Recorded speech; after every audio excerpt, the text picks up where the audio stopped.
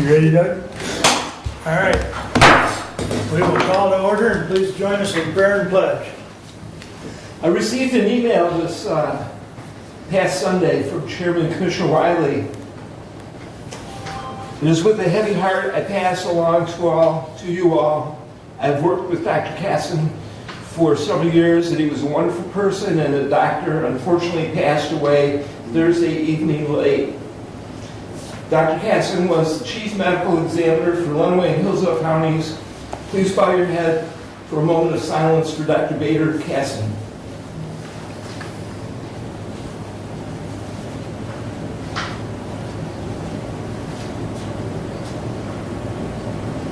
Father, we are so grateful to be living in a democracy where many play a part in making sure the needs and desires of our citizens are heard and met. As we work together to find solutions to difficult problems, we ask that you guide us to speak respectfully and with humility to one another. Help us show Christ-like love to those we interact with and be an advocate for our constituents and others. Lord, bring peace to family, friends, and colleagues as with Dr. Casson in their time of distress. Amen. I pledge allegiance to the flag of the United States of America and to the republic for which it stands, one nation, under God, indivisible, with liberty and justice for all.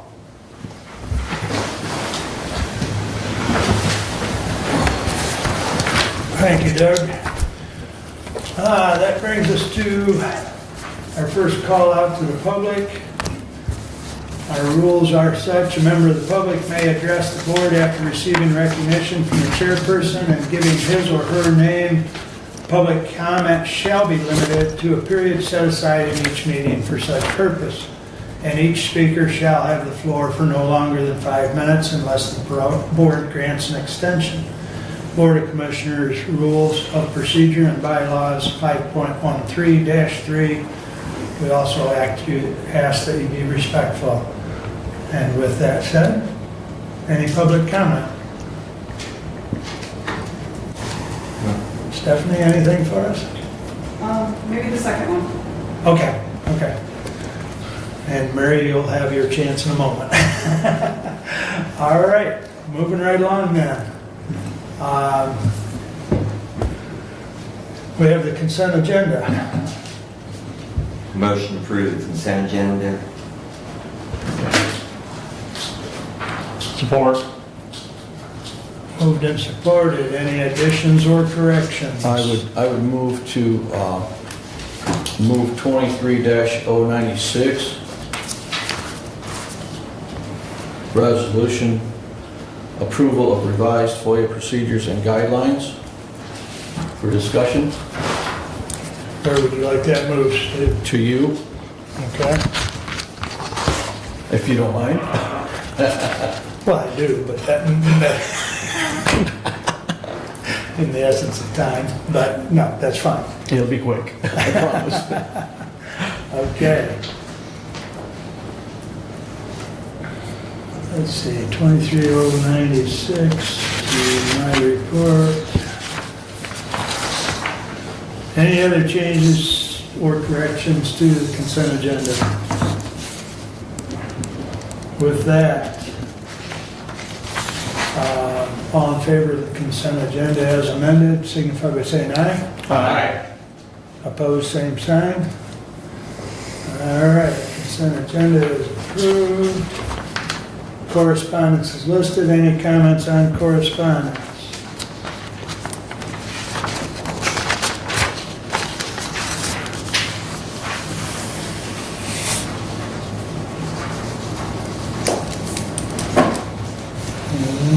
Okay. Hearing none, I would entertain a motion to approve the regular agenda. Move to approve. With the addition of 23096 underneath management and personnel. Duly noted. I will support. Who was that? Doug that made the Doug motion? and Brent supported. Any other comments, additions, corrections to the regular agenda? Hearing none. With the amended of 23096 moved down. All in favor signify by saying aye. Aye. Opposed, same sign. Regular agenda is approved. Moving right along, that brings us up to Ken. Are you ready, Ken?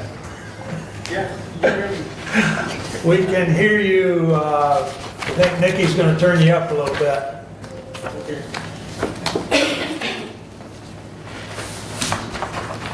All right, why don't you try again? Okay, is that better? No, give Nikki another minute here.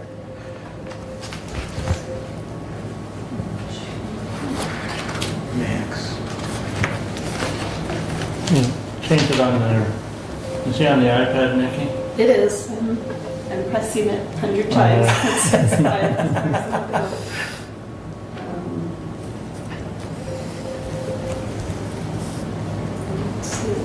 Let's see. Try again.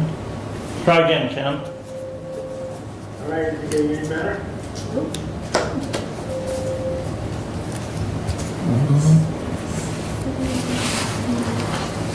Should be blessings.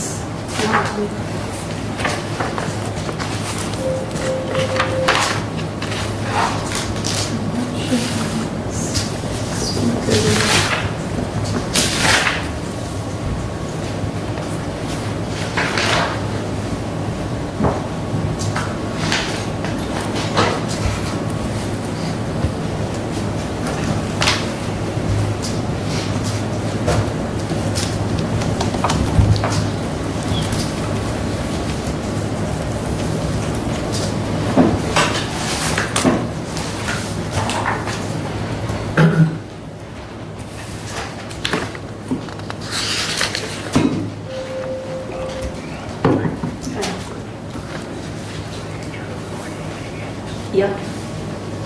It's maxed. Yep, everything's maxed.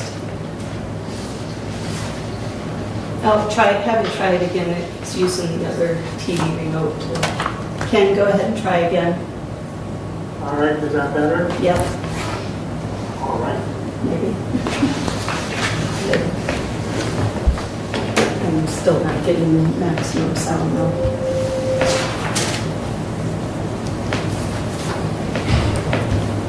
The sound is like at 95.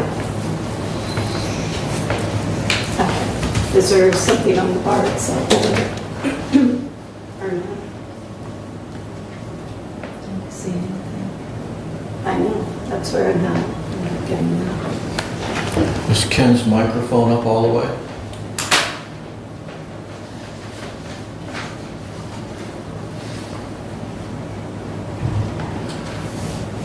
Yeah, his microphone's working.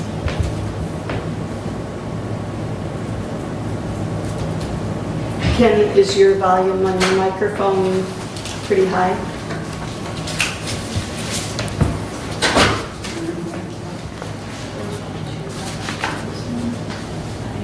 I believe. I think so. This should be a lot louder. I tried this volume, that volume, this volume.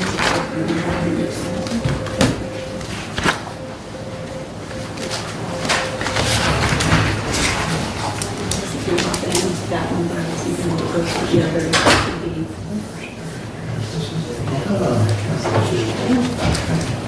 Now, my school's all the way up. Yeah, that's important. Those are the shit. Is there a controller on your soundbar up there, David? There's a separate volume control on that soundbar? Let's do the.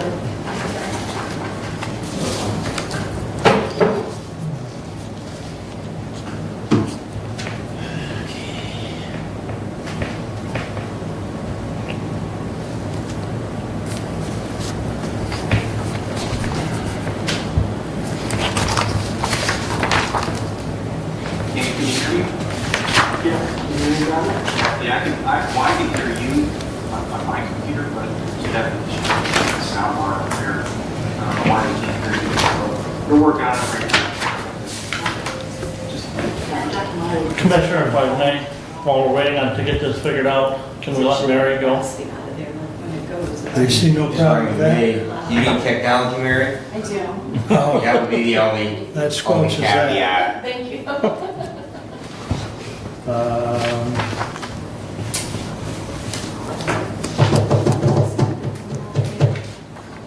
Because it is. I can do my report, it's short. I could do mine also this short.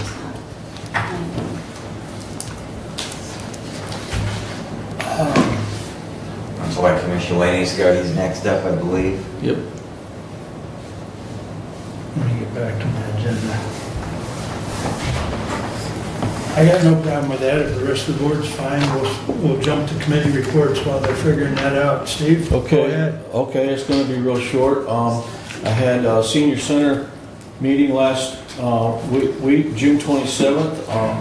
I can't express how excited I am about Maggie Monroe's position that she's taken and the leadership quality she's showing going forward with all this. She's restructured some of the management situation out there.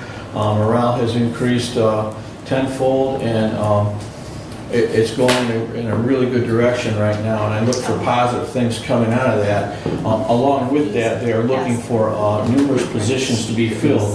So if you know anybody that would be director of nursing, a fitness center coordinator, or possibly a fitness center specialist, there are other 4 part-time positions. 2 candidates were offered and accepted, and will start on July 11th. And Kim Herdam, and I knew I was going to mess that up, is tentative to start on July 11th. So they have filled some positions with a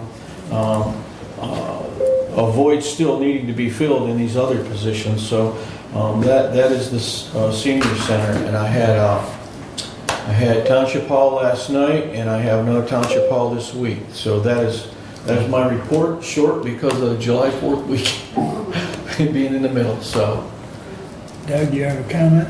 Yes, Commissioner, if you could give us an update. We had at our last meeting, public hearing and a vote on the planning commission. And what is there any follow-up or update that you can provide for that planning commission, where they're headed and so on and so forth? yes, we have a meeting on the 20th, and I'm going to be asking a lot of questions as to what the plan is to move forward and how they are going to propose to do that. And having doing a lot of research and study on that planning commission, their job duties, expectations, and some of the results that they should produce. So yes, I will have a report on the 25th meeting that we have after our planning commission meeting on the 20th. So I will do a complete follow-up on that and have all the answers, I hope, for all the questions you have at that time. Okay. Thank you. Any other comments or questions for Steve? Got it? Are Can we? we test it? Test it. Ken, do you want to try?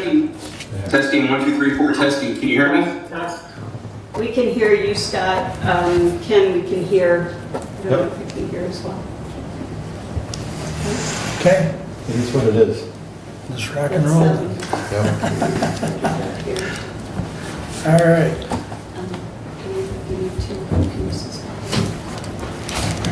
It should be okay. Commissioner, one comment. Thank you. We did a new contract with the senior center last year. There's some requirements in there regarding their financial statements on a monthly basis to be sent to the clerk's office. Just to remind the finance director out there of that. And that's not been happening? No. Not that I've seen. No, Okay, I will absolutely make a follow-up on that. very good. All right, Ken, I believe you're up, sir. All right, thank you. Appreciate getting a chance to present the 2022 audit results to the county commission. As you have had in several years past, you've had to have an accounting and an auditing of your assets and liabilities and revenues, expenditures, and fund balances every year, and the report sent to the state, also to certain federal regulators as well. making sure that the numbers can be relied on and that they're supported by evidence. So with an audit, we gather evidence by confirming amounts with like the banks you have money with, the debt you may have with debtors. We look at contracts, a lot of agreements you have with other entities, also invoices and support for money, both going in and out. And after we get enough of that assurance and support, we can give our opinion. And we always say there's four kinds. There's the adverse, which is bad when there's discrepancies. There's a disclaimer when there isn't information in an area or so. And there is also a modified, which means most things are good, but maybe an area is weak. And then the last is the unmodified, which is the totally clean opinion. And that's what Hillsdale got for 2022 is the good opinion, the unmodified. Because you have federal money over $750,000, largely because of the ARPA grant, you also had to have what they call a single audit for the federal money, and that was also unmodified, so also a clean opinion, which is what you would like to have with that, and that the grantors want you to have as well. The next thing, I should have had some graphs sent ahead. Hopefully they're in your packets as well. And they kind of lay out this year compared to last year, starting on the first page with showing your assets and your cash and capital assets, probably the biggest things, receivables. But your cash got a bit better, almost $3 million stronger, I think largely just because of the influx of ARPA money coming in, and also I think we have a second wave of that this year, and it's being spent, and some still being held and under waiting to be spent. And you also have receivables at the end of the year for taxes, accounts receivable, loans, and those things. And then you also have a lot of capital assets that allow you to provide services to your citizenry. The second page then shows your liabilities or obligations for the entire county. And some of the big areas are payables, the unearned revenue, which is grant money waiting to be spent. You have OPEB obligation and pension obligation, long-term liabilities like for bonds and notes payable, and also deferred inflows, which are like deferred gains on the pension and OPEB obligations. Overall, your liabilities went down from 25 million to about 24 million, so that's good. You're paying, overall paying down your obligations. The pension liability was the one area that went up, largely because of the way the stock market investments have been. They've been not doing as well as prior years, but that's, it's always the risk of the stock market. The third page shows your equity, your fund, kind of the fund balance for the entire county. And you have it in the three big areas. You have the investment in your capital assets that are the value of those less any debt against them to buy them. You have restricted, which is anytime you have fund balances left at the end of the year that are from grant funds, special assessments, millage money, anything that's earmarked for something particular, it stays in that bucket and is meant to be spent for those activities into the next year. It can't be put into general use. It's got to be kind of kept for that area. And then what's left is the unrestricted, which can be used for the day-to-day operations of the county. And overall, your net position got stronger. 29 million last year up to 36 million. Again, probably one of the biggest areas is the ARPA funding helping out the county for 2022. Page 4 shows the revenues of the general fund. Pretty comparable overall. Your taxes doing a little bit better, basically just because of values. A lot of the other areas of grants and licenses, permits, charges, everything's being pretty level, and overall you've got a little bit stronger revenues. From about 12.3 million to about 13 million. So you're holding steady with your revenue. Page 5 shows expenditures of the general fund.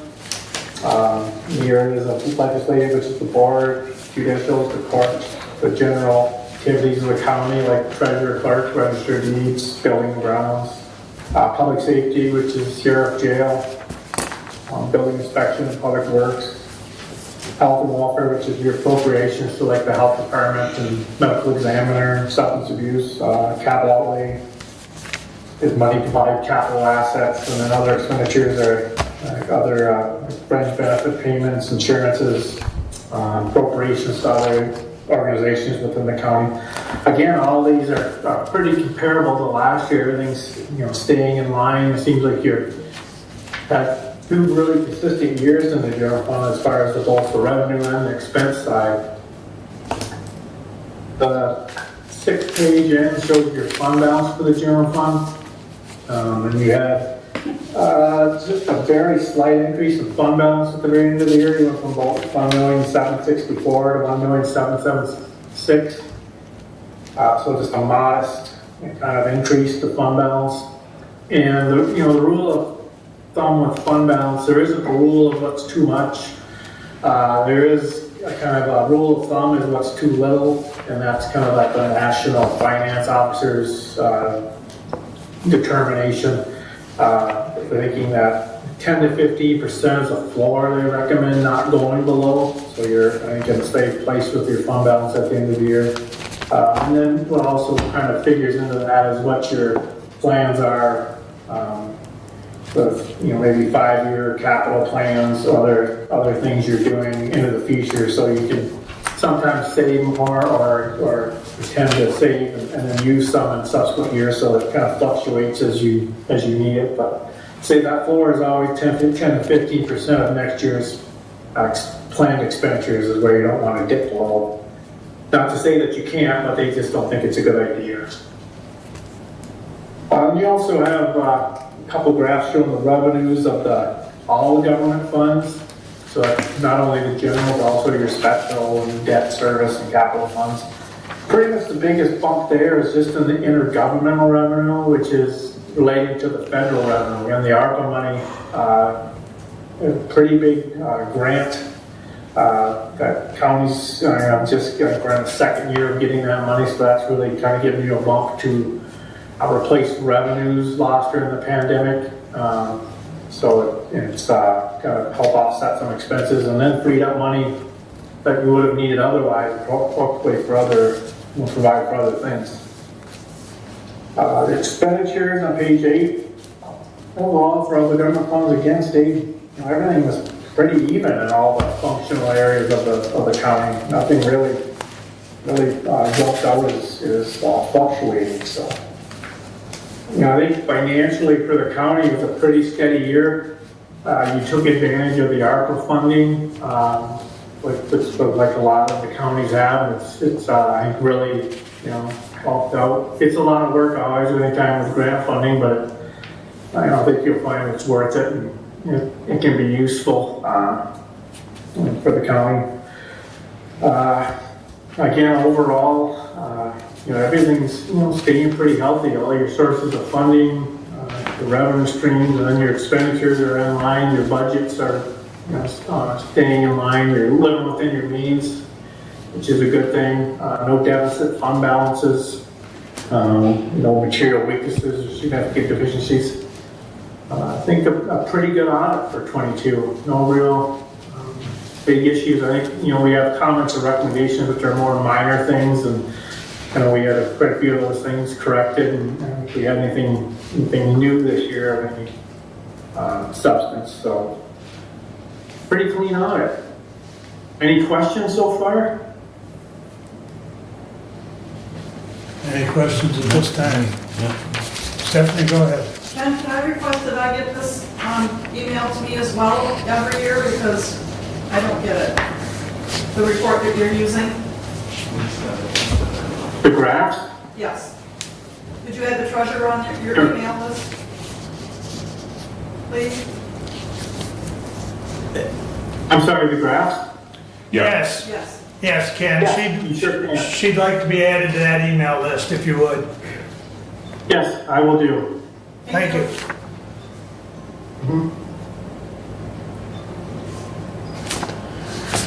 Okay, please continue.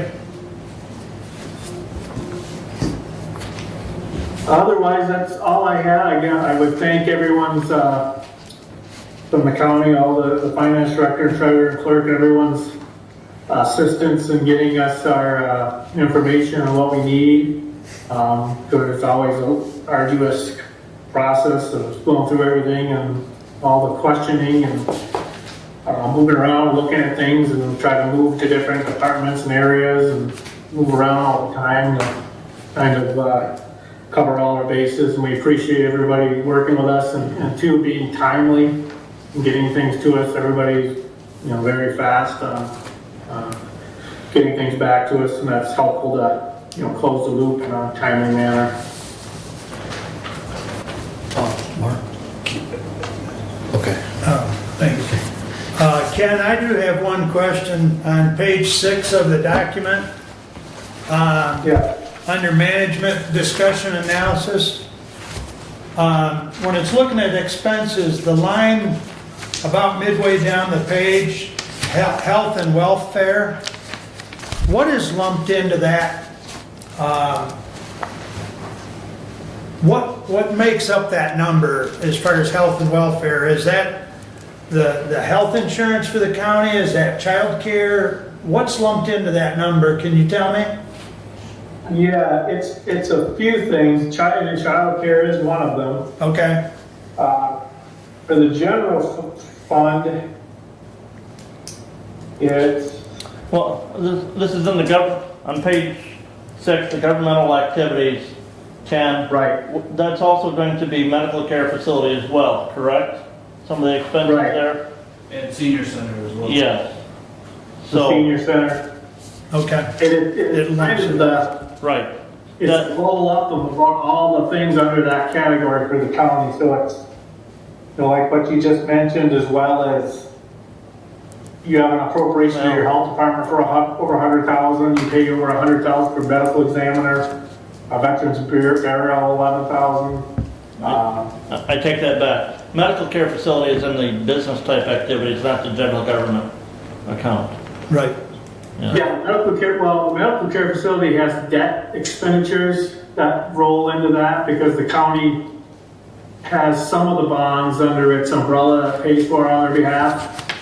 But then the medical care facility operations are in the business activities or the enterprise funds of the county.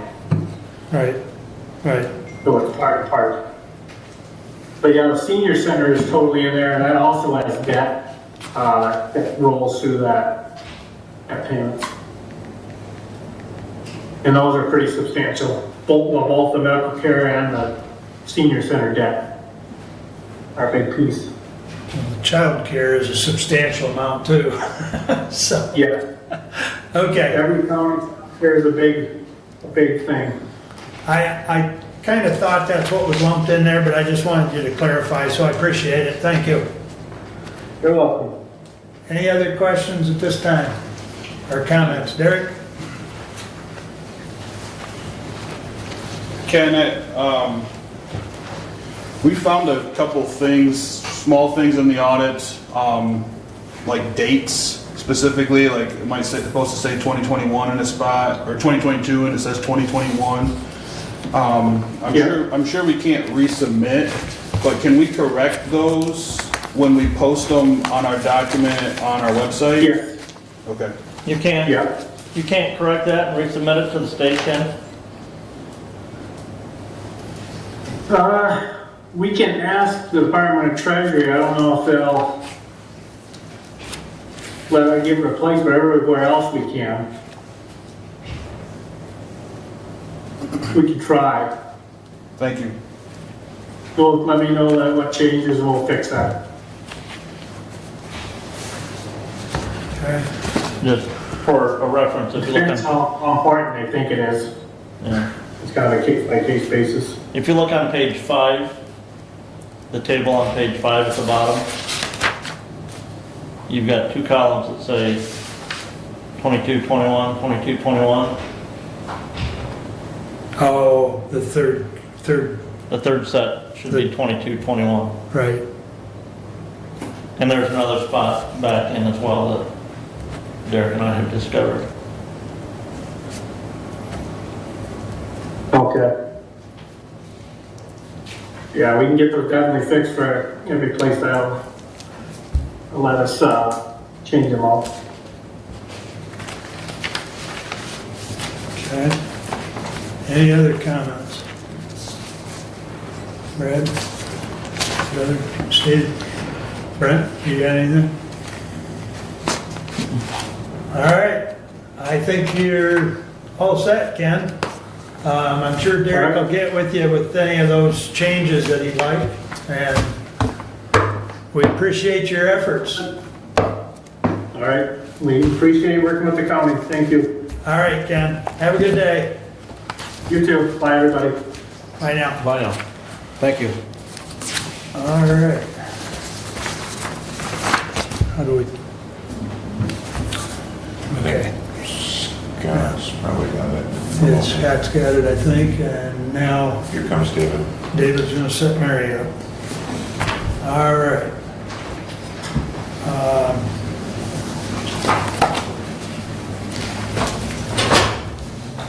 Okay. I might point out while David's getting Mary hooked up there, and I know Brad and I talked about this, I think, yesterday or day before. Towards the back of this document, there is notes as far as corrected and uncorrected items. Brad and I can remember where there was probably 3 pages of uncorrected items, and it was very nice this year to see that the lion's share, there was 2 items that are uncorrected, but the lion's share of them were And the correct. trusting agency has been forever. Pardon me? That the trusting agency item has been an ongoing. Correct, correct. But it's just refreshing to see that you've corrected a lot of things via policy or via, some means. The treasurer's office is to be commended, the finance office, they've done very well, fixing a lot of those things, so. And remember, that is not public, that doesn't go to the public. Pardon me? Right. That, Correct. what you're talking about is Correct. not for everybody else. That, Comments and Mr. Chair, do we need a motion to accept the audit and place on file? I would appreciate that. I would make that motion that we accept the audit and place it on file. Do I have? Unless, I would defer to the budget chair. I want to make see that if we motion. can get those corrections made in the dates first, sir. Okay, that, I will withdraw my motion then, and then Commissioner, if you would bring that back. Bring that back at the next meeting? Yes. Okay. Thank you. I think that's appropriate. It'd be nice to see those dates corrected on those 2 pages. And while you're at it, you might want to get Kathy's name put on that cover page. Commissioner, I don't know if you noticed or not, they had your name on the cover page, and it's an audit as of December 31st, 2022. So I can't be there. I did see that, but it didn't occur to me that. As long as we're making changes, I make did see that one that. too, so. But, are you all set there, David? Yes, sir. Mary's all set? I'll set it. Please, you have the floor.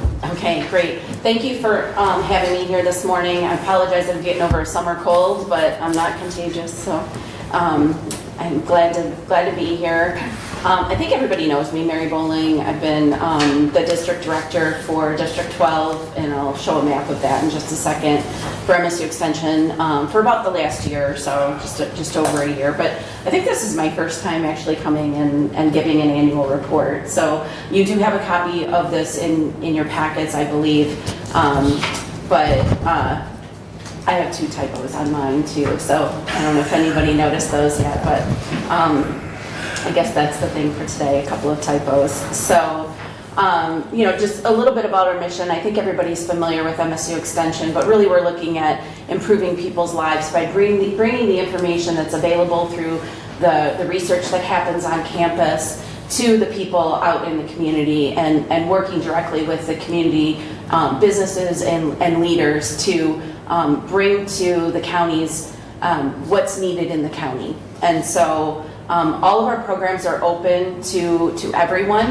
It means we don't discriminate, but it also means that we work directly hand in hand with the people of Hillsdale to identify what programs are important in Hillsdale, because not every program that we offer is needed in every single county. And so that's how we determine what we do is we work in consultation with residents and the leadership and businesses to identify what programs we want to offer. And that varies from year to year too, as things evolve and new topics come about. We have a tendency to change up our programs as well. So just a little bit about universities. I know I'm not going to get into all the details, but when universities were first created, they were really for the elite, the well-to-do, families of people who could, afford it and had the means. And then roughly around 1855, the agricultural college was created. But there were a few different pieces of legislation that really shifted that. The use of the university system from that of just the elite to really bringing it home to our communities. And so over time, that shifted. We've been around for over 100 years. We've had staff in almost every county in Michigan for over 100 years and have really been working on that. Like I mentioned, the research-based information and bringing that home. With the Smith-Lever Act, we created the Cooperative Extension Program, and that's where we started looking at agriculture, home economics, public policy and government, leadership, 4-H, economic development, and other related topics, and really bringing it home to everybody in the state of Michigan, not just for those elite folks who happen to be on campus. So our funding and our partnership is what we think of as a three-legged stool. So we have a lot of federal investment, state investment, and then local investments. But then more recently, we've also gone to this four-legged stool model where we're not only looking at the state, the federal, and the local investments, but we're looking at other community partners, granting agencies, getting into some service agreements, and gifts. And really just stabilizing our funding structure. So every dollar that Hillsdale invests in MSU Extension is matched by all of those other state and federal and then extramural dollars as well. So I mentioned our District 12. So we have 14 districts in the state of Michigan. That's just how we divide it up for managing. We have educators and specialists, paraprofessionals, professional support, and then temporary and on-call, and students. In most of those districts, we have all of those different categories. So for us, Hillsdale is in District 12, which also I manage Jackson, Lenawee, Monroe, Washtenaw, and Livingston in addition to Hillsdale. So drilling down into Hillsdale, last year we had 21 programs that were actually physically held here in the county. And then we had 479 other programs that were held throughout the state of Michigan that Hillsdale residents could participate in.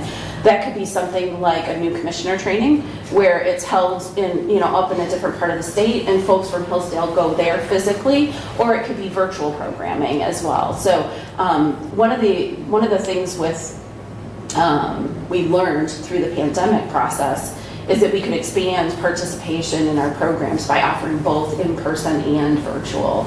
So that's one of the positive things that did come out of the last couple of years.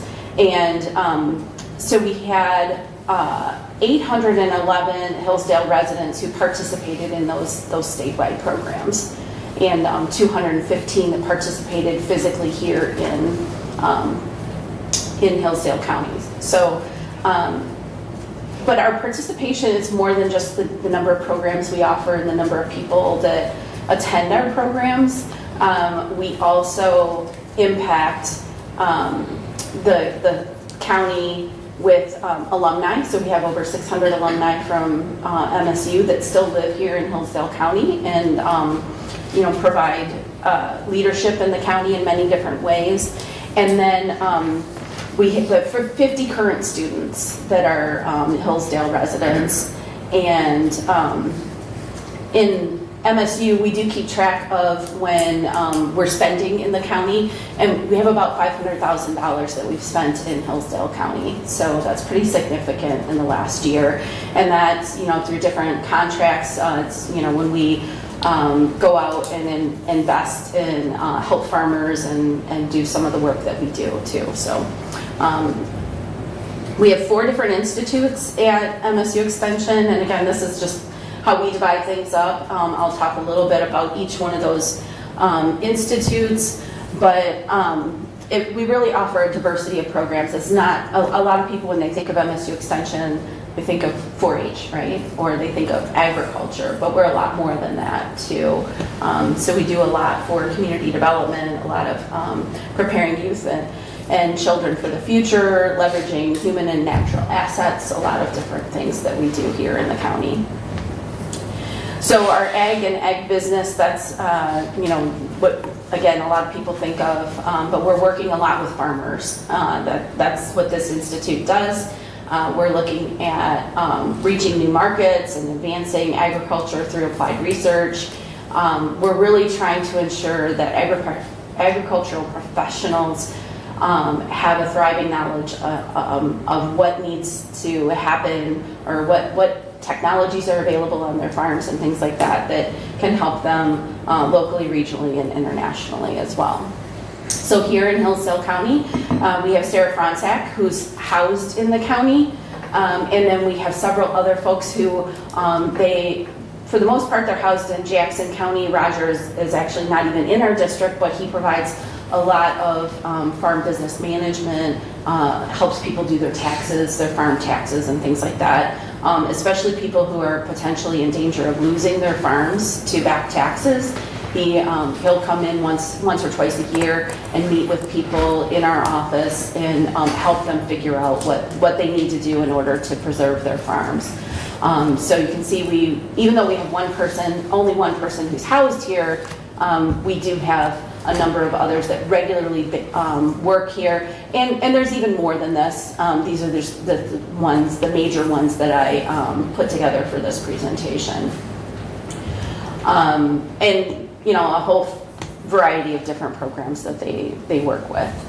Mary, I believe Roger is out of the Eaton County office. Mm-hmm. Yeah. Yep. Yeah, and he is getting ready to retire, so we're aware of that, and we can't let him retire. We're actively seeking somebody to replace that program because it's so vital to keeping. Those are some big shoes to fill. Yeah, it is. So he's been threatening to retire for about 5 or 6 years now, and we keep saying, no, you can't go yet. So another big area for us is our consumer horticulture.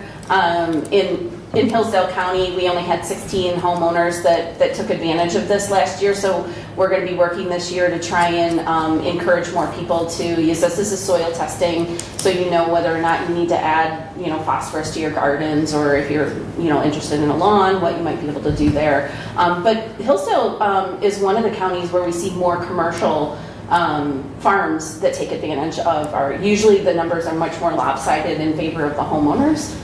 So Hillsdale, we have more commercial folks that are doing the farm samples, and so you get a lot of great, valuable information. And like I said, we're going to be revamping this for 2023, doing more promotions of that. Is there you may a have fee seen for that that? already. There is a fee. It's $26 for the home sample and $18 for the commercial sample. And you can purchase those either in our bookstore or online, but you can also come into the office and we have them available there too. And like I said, it goes, you get a lot of valuable information and recommendations specific for your plot of land.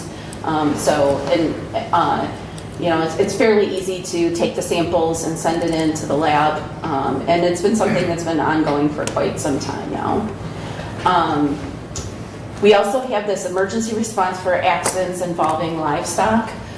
This is really important, especially in areas where we have like Bob Evans facilities, that are processing meats and things like that. What happens when a truckload of hogs overturns on the freeway? And we're working with emergency responders throughout the state of Michigan to implement this new program. It started about 2 years ago. Last year there was an accident Luckily, we have a trailer that we've gifted to Jackson County, and it was able to respond to the incident last year, and the emergency responders were able to get the majority of the hogs back into a truck and safely transport them. But I think we only lost 6 hogs as a result of it, and I think it was 84 on board, so it wasn't too bad. But the trailer itself has all the equipment needed to like corral animals. If you do have to put an animal down, there's equipment in there to do that.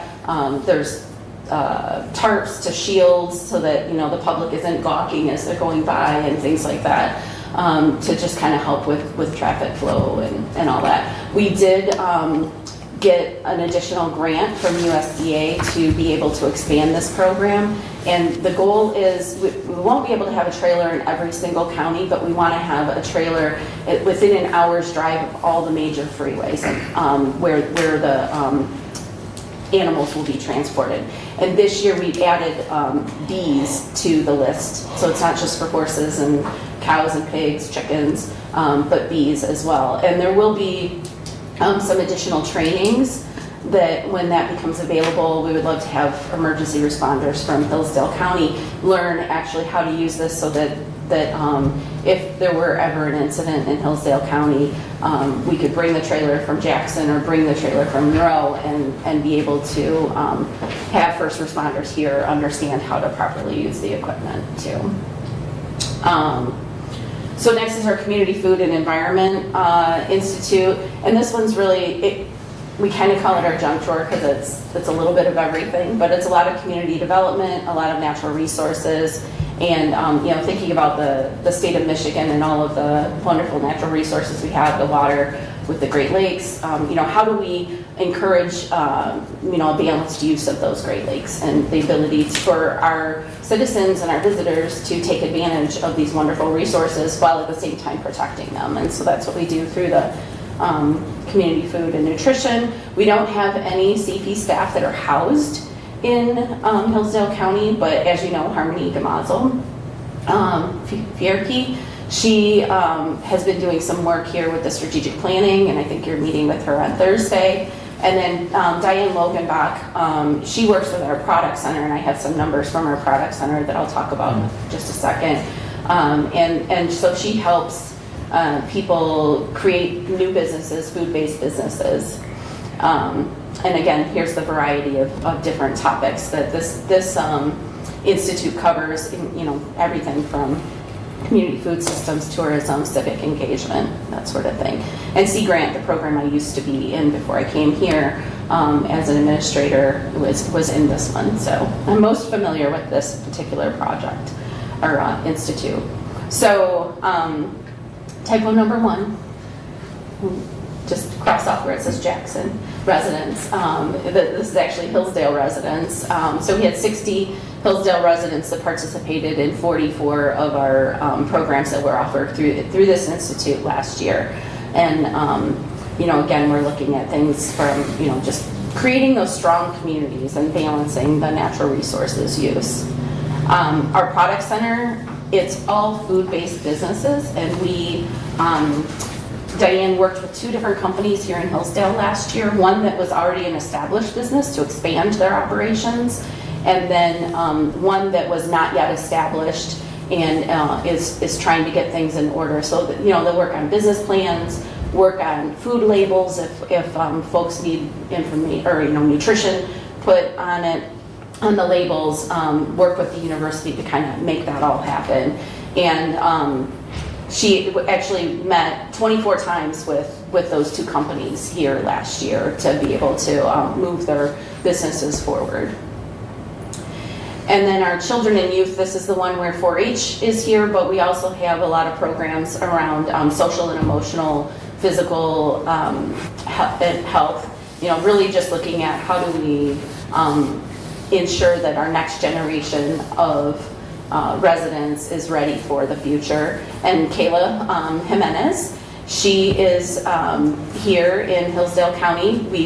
She came on board not quite a year ago, and she's been doing a great job. She's been really, expanding programs. She had a 4-H background. She worked in our kitchen at the fairgrounds and is a 4-H parent. And then we also have, of course, Jackie Martin, who's the 4-H supervisor, and then Janelle Stewart, who's in Lenawee County, but she loves all things fair. And she's been a really good mentor to Kayla and has helped us get through the fair season last year. But basically, if you let Janelle, she would be at a fair every single weekend of the summer if she could. She just loves it so much. And she's a really great person to have on our staff in the district because she helps every single one of our 4-H program coordinators. And then, again, lots of different things that we cover, and science literacy and leadership and civic engagement. Right now we have 33 active clubs with 423 youth that are enrolled in those clubs, 125 adult volunteers, and we typically say our volunteers, on a conservative estimate, at a minimum, they're contributing 10 hours a year. And so when you start looking at the value of those volunteer hours, and there's a federal rate that you can calculate what that value is. And for those 125 volunteers here, it brings about an additional $40,000 of work time that they're not getting paid for. They're doing this on their own, and that's, people put in way more than 10 hours, but we conservatively say 10 on average throughout the state because some people, they don't put in those 10 hours. So, and then we're starting to grow our non-4-H participants here. This is one area that Kayla is focusing on. Not everybody wants to be a part of an active club. Some people just want to come and do a one-time program, or Kayla had some craft days during some of the school breaks and things like that, and it just gave people an opportunity to come and try on 4-H and some of the things that we do, but you don't have to become a member in order to participate. And so she's starting to grow that area, and we expect these numbers to go up in the next year. And then finally, our health and nutrition programs. This is an area where we're growing. We just added Kevin Knapp. And Kevin's working here in Hillsdale County as well as Jackson County, and then Daniel and Kimberly are also assisting him. Kevin came from the YMCA camps, so he's got a really good teaching background. He really gets kids and understands how to reach them and to teach about nutrition and all of that. And so we're really excited that we're adding Kevin. In fact, he was here in Hillsdale yesterday, and I think he's going to be here today. And yesterday he was meeting with the Great Start Collaborative, and here in Hillsdale, to just try and get really connected. So if you all have any ideas for groups that he should get connected with, I would love to hear those. And the more we can get him connected with the groups that are already doing good work here in the county, we can expand the reach of those groups and hopefully get Kevin out there and get him doing some programming in the schools. We do have the ability through our nutrition staff and our 4-H programs to reach just about every school system in the state of Michigan on an annual basis. And so we're going to be working really hard to get connected into the schools as well with Kevin. So lots of different programs that we do there, not just your social and emotional health, but disease prevention, nutrition and physical activity, and then the research and the food safety as well. Typo number 2, just residents, Hillsdale residents actually, it's here. number 3 because your clubs said Jackson County. Oh, okay. Sorry. Darn it, I thought there was only That's your 2. typo. So, but we had 28 nutrition programs, even though we didn't have a staff person here in the county last year. Kevin just joined us just a month ago. We still were having programs here, and so we had 28 programs In the state, we're 57 residents, and we do anticipate this number is going to go up significantly into the 300 and 400s at least for 2020. Well, maybe we're halfway through 2023, so maybe just a couple hundred, but then definitely into next year we'll see that number climb. So Is that another typo, Mary? yes. Mhm. And Jackson? Yeah. Yeah, and the good thing about our nutrition programs when we go into the schools, we're starting to get a lot of feedback from teachers. They're seeing kids wash their hands more frequently. They're seeing them bring more healthy snacks to school. Removing some of those stigmas from bringing your lunch to school, or we do a lot of work in schools where the majority of the students receive free and reduced lunches, but we talk with them about how to make those healthy choices even when they're selecting from the menu that they have there at school. And some of the kids get really involved with working with the food staff to try new things, and working with farmers to bring in new fruits and vegetables, that kind of thing. So it's really exciting to see those changes happening out in the community. One additional staff person, I don't want to leave without talking about Laura Miller. She's our administrative assistant. She's the glue that holds everything together in our office. She's there 4 days a week and helps every single one of our programs. Whenever people like Roger want to come in, she helps get that scheduled. Whenever other folks from outside the county maybe need a space for the day, she'll help get them set up for the day. And really, if you go in to buy soil mailers, she'll be there to do that as well. And then we also have Holly Kupek, who's our district support person. She's based out of Livingston County, but she works on a weekly basis with all of our support staff in all of our counties as well. So I know a little bit of information. I know there was a question about the Canopy Walk at Hidden Lake Gardens. So that is open now. It's up and running. I will be there tomorrow. I did have a chance to preview it back in May, and it is phenomenal. So if you get a chance to go out there, it was a little more shaky than I thought it was going to be. I was a little thrown off by that, but once you do it a couple times, it's not a big deal. They are having some staffing challenges because in order for, somebody has to monitor to make sure that they're not going over the limits of the bridge and things like that. So if you know anybody who's looking for a summer job, send them out that way. But I do hear that if you go first thing in the morning, there's usually a line of cars to get in. So you might want to wait a little bit later, go in a little later than 8 a.m. And then, but it is worth it. It's about maybe about quarter of a mile to a half a mile walk from the parking lot. And they are working on an accessible parking lot that I think is going to be done in the next month or so. How late in the year will that be open? I'm not sure. I can find out for you, but I would imagine it'll be open into the fall. Once the snow starts falling, they have to worry about snow removal and things like that. And I think it'll close down. Plus, just the walk up there, because it is it's a gravel road that you use to walk up there. And so, once that gets in. Yes. Question on Hidden Lake Gardens, other activities, the hiking and the gardens themselves are terrific. Mm-hmm. And I wonder if there's a suggestion on deer and hostas. Oh, they love hostas. Plant them for them. Deer will appreciate it if you plant the hostas for them. My wife doesn't appreciate the deer taking care of all of our hostas. Yeah, there's commercial things available that you can put on it, and a lot of people put pepper spray, or Blues garlic. It smells like an Italian restaurant. I've heard people put their own hair, like hair from your hairbrush, in nylon and kind of put that around it. I've heard a lot of different things. If a deer really wants a hosta, I don't know that there's a whole lot we can do other than creating barriers and things like that. Yeah. Thousand Isle dressing comes to mind. I have not heard that one. Cayenne pepper, that's what I was trying to think of. Cayenne pepper, but anytime it rains, you have to kind of reapply. And then I think after a while deer just get used to that. Might have to change things up. Any other questions for me?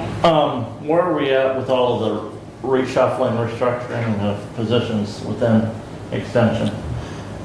Are you the permanent Yes, district I am. Yes, director? I apologize. I thought I did at the department head meetings, I did let them know. Yes, so I am now officially the district director. Matt is now officially the associate director on campus, and so it'll be me going forward.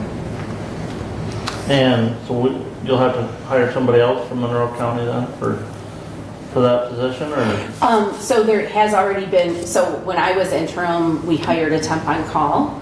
And I used to cover not just Monroe County, but Monroe, Wayne, Macomb, and St. Clair counties. And so we hired actually 2 people to do those 4 counties now for the Sea Grant program. So we are fully staffed, I say that, but our supervising educator, Jackie Martin, for the 4-H program, she did just resign, and so we're going to be replacing that position, and that'll be the supervisor for Kayla, who's here, housed in the county. So that's the one position that we have open right now in the district, but everything else is filled. Back to the youth nutrition stuff, it'll be interesting with the new budget that the legislature just passed, funding school breakfast and lunch for all students. Doesn't Right. matter as to how the nutrition success continues, if Right. kids continue to bring in food from home or not. So. Yeah, and that's part of our program, is teaching people if they are going to bring things in from home, there's healthier options than, I won't mention any specific things, but potato chips or Oreos are healthy. Come on. or pre-made, pre-packaged, sandwiches Cookies and chocolate milk. crackers and all that. Yeah. But that's part of the programming. And then I'm not sure how that new legislation is going to impact our ability to go into some schools, because in some areas where there's more affluent schools where the majority of students are not eligible for free lunches, we're restricted to not go into those with the particular program funding that we have. So I think this might open the door there to be able to expand a little bit more. Anything else? Anything else? I do have one. Is there any concern, Mary, that you can share with us as far as the search for a new president and agriculture not being involved in that search committee?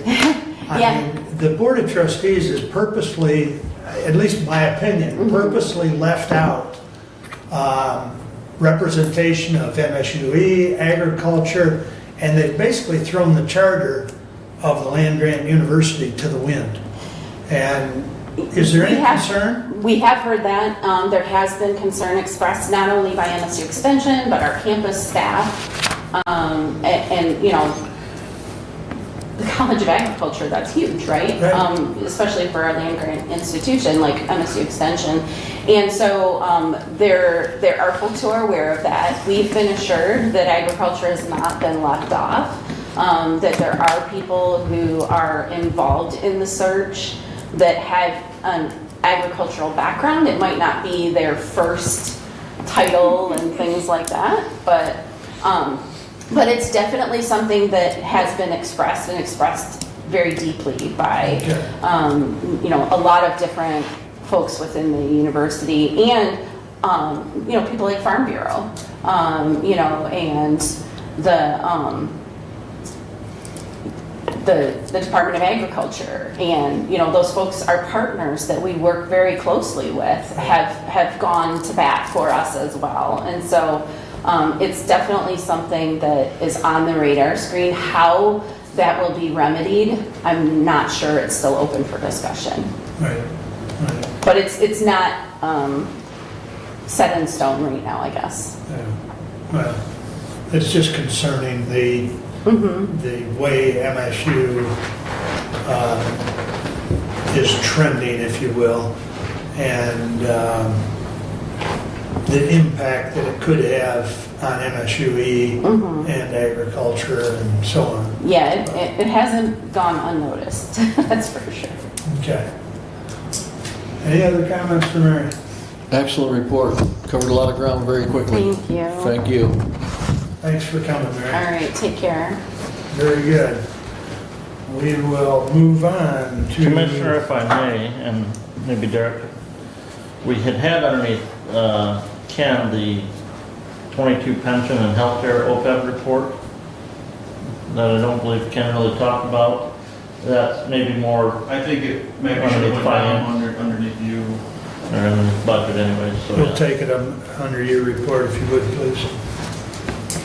With that said, we'll move to Mr. Benzer. All right. A few items from public safety. Our county security committee met on July the 6th. We heard a report from Matthew Helmkamp. He is a critical infrastructure protection specialist from the Michigan Intelligence Operations Center.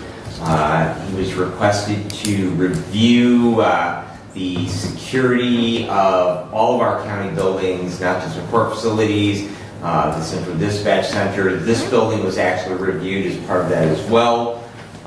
His report has been shared with you. I would remind you that those reports, those summaries are not subject to FOIA, much like our county security manual to maintain the security of our buildings. So might be a little bit cautious where that information might be disseminated. Sometimes those electronic files are a little too easy to share. They weren't password protected.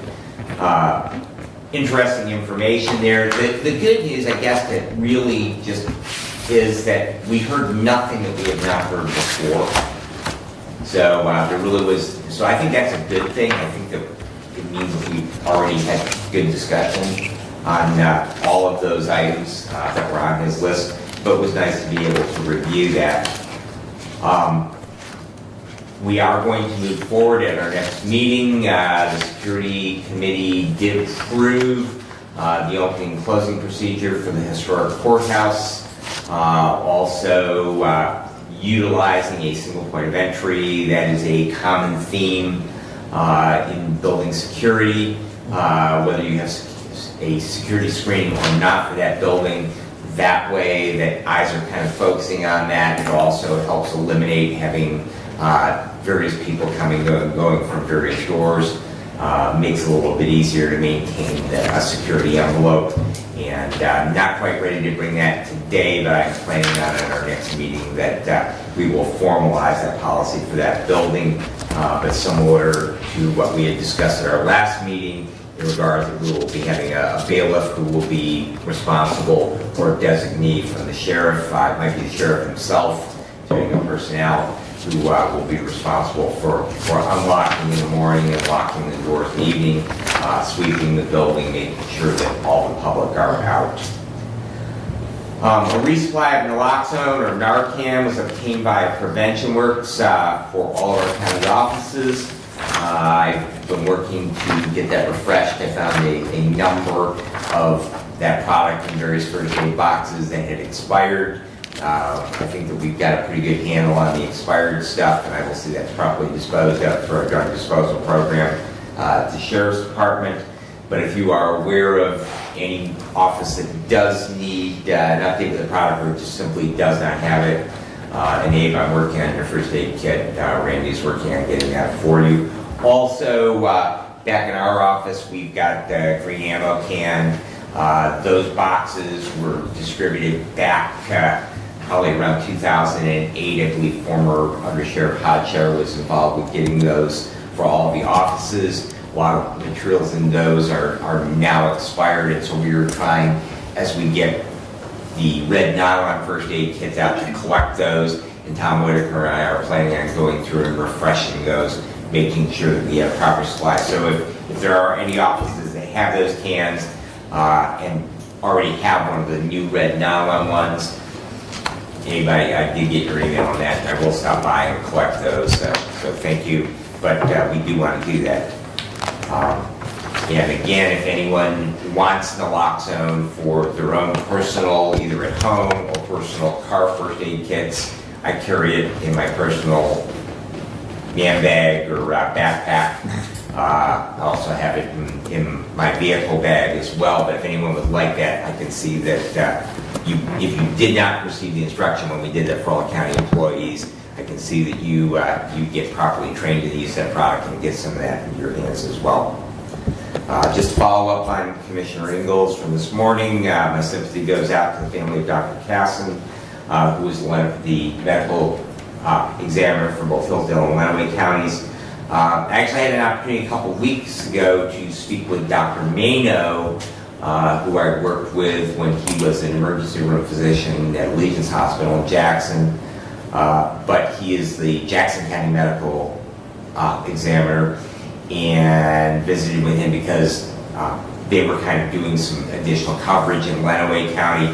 He assured me that with Dr. Mano's death, that we will not have any lag or lapse, that we are completely covered in that regard. And so we're in good shape, and if nothing else, it will probably move ahead our discussions that we have about forming a 3-county coalition, possibly with a 4th county of Livingston jumping into that mix as well, and have an office and a common morgue.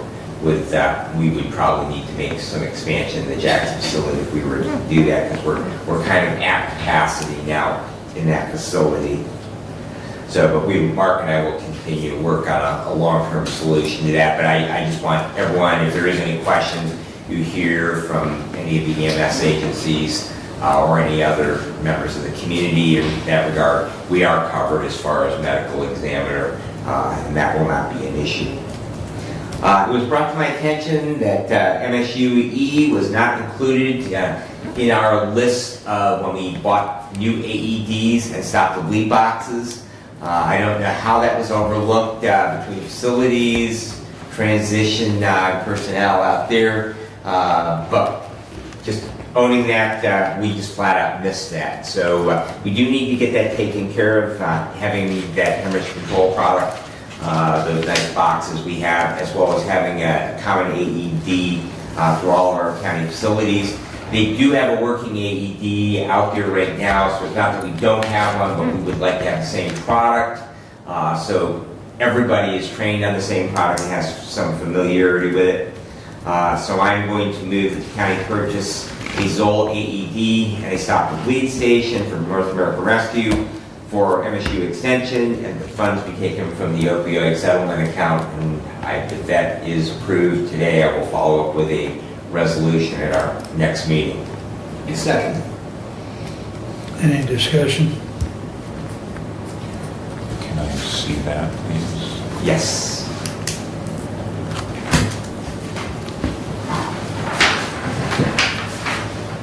Thank you. He's getting smarter.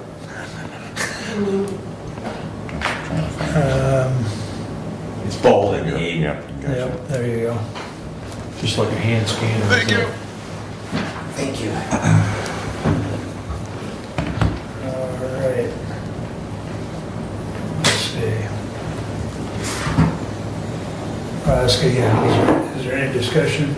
Motion was made and supported by Doug. And we will follow it up, as Brad indicated, if it passes with a resolution and consent. Just a reminder, we're not sure that these are qualified underneath the opioid funding, just like the prior ones.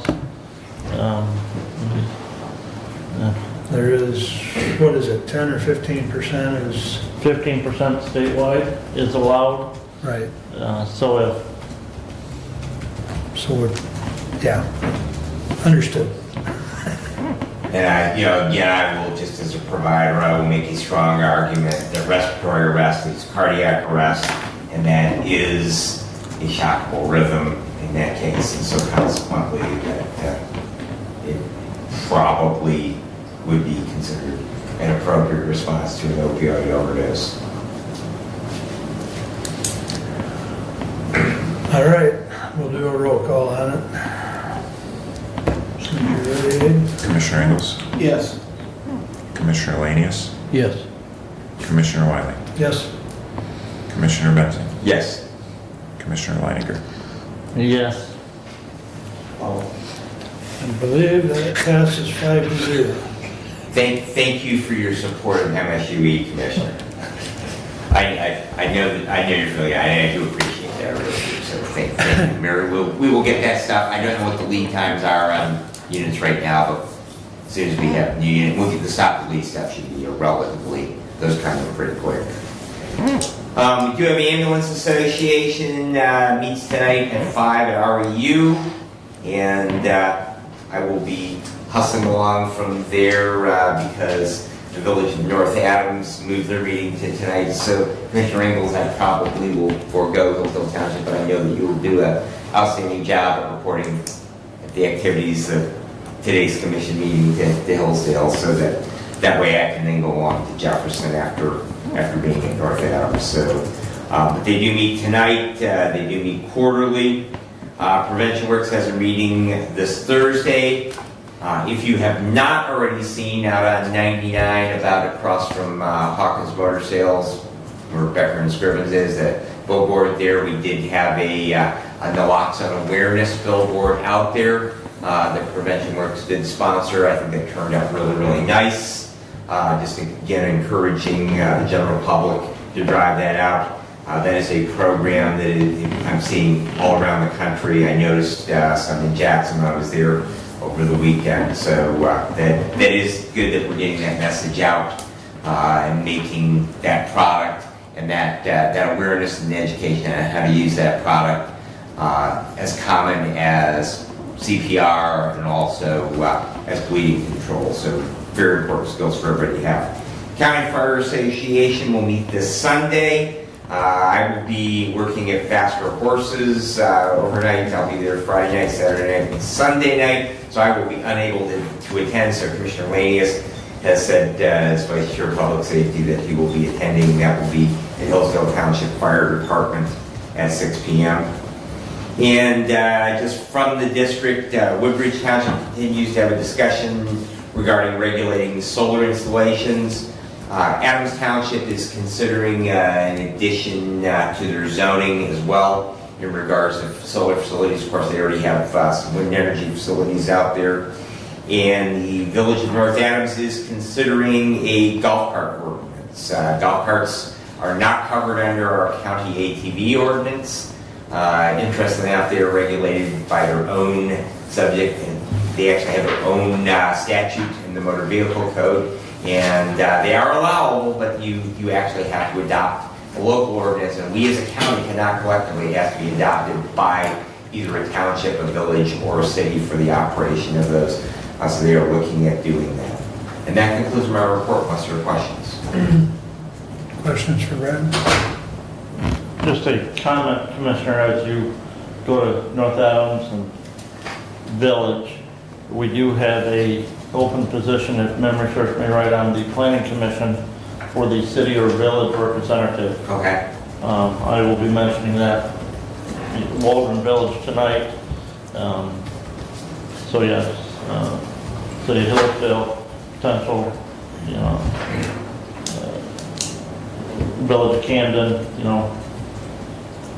So we do need to, we voted last month meeting to not do away with the Planning Commission. We need to make sure we push for that full representation on the Planning Commission. I did have some discussion with the Chief Deputy Clerk prior to our meeting as well. I was looking at that list last evening, and we list the expiration date, and but we don't list who is in those positions or if there is a vacancy. And so he was going to go back and look and see for all of those appointments that we made, yes, for all of those boards. It would be nice if we had that information. I do know that Namrata, there's currently an open position on the Planning Commission from Agriculture, and I believe Namrata is going to the County Farm Bureau meeting on Thursday. She is. To talk to the County Farm Bureau board about that. So. Yep. Ag and natural resources have been the two biggies to try and find somebody to sit in there, so that would be wonderful for our bureau. Yeah, I put her in touch with Kayla Lewis, and Kayla's got her on the agenda, so. Okay. Any other comments for Brad? Doug, you're up. Couple of comments. I also attended the court security meeting last week. It was a very interesting presentation. Many requests from the state police report, things they would like to see implemented. Some of these have been discussed, and most of these points, as Commissioner Benzine mentioned, are included in a plan for the courts that we have received already from the NCSC and Nathan Hall. So while it was good to have the presentation, it was mostly information that we were pretty aware of. In terms of facilities, I did go up and climb the ladder to the cupola last week. I wanted to see some of the stonework and some of the failures in that stonework. It was very interesting to see that, other than in pictures, firsthand, that the deterioration is drastic. The stones are sitting there by the grace of gravity, and the repair is absolutely needed. What I saw is that the stonework that is in jeopardy is being repaired and replaced with stainless tiles, stainless ties grooved into the stonework that's actually attached to the stone. The tie protrudes 10 or 12 inches. There's grooves in the stonework that are created both bottom and top. The tie is placed, the stones are placed, it's interlocked, they're not going anywhere. And it'll be a good fix for a long time. The work is proceeding now from the top down. As they take stone out, they are learning what is good, what is not good, and that's being addressed. So that project is moving.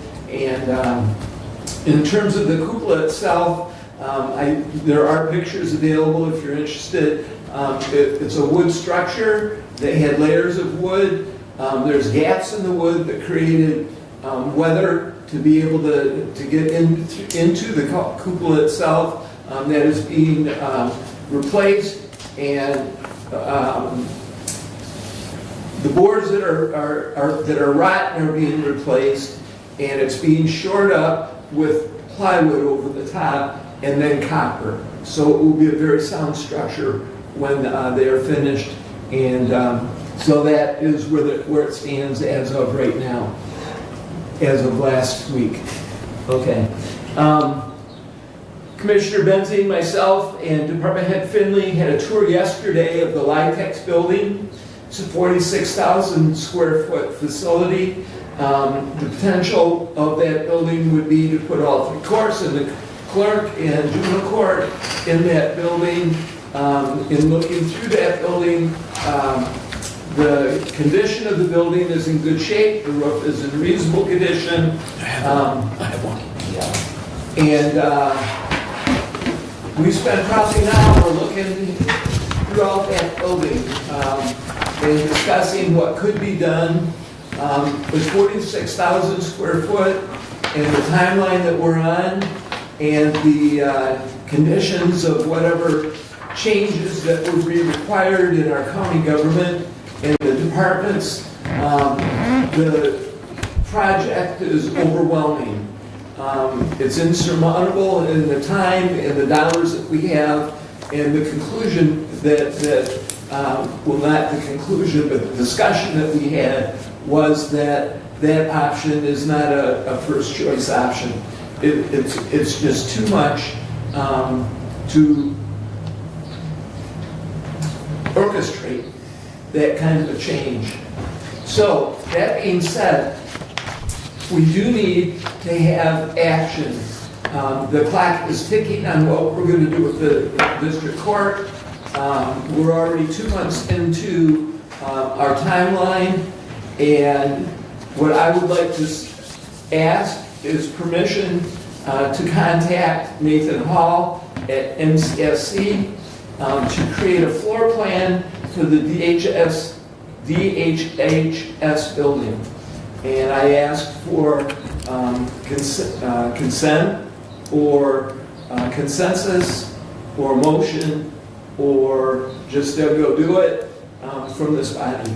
And that is the direction that I would suggest and the direction that I would like, so that we have a floor plan of what we can do which will give us direction on what we need to do for our next step.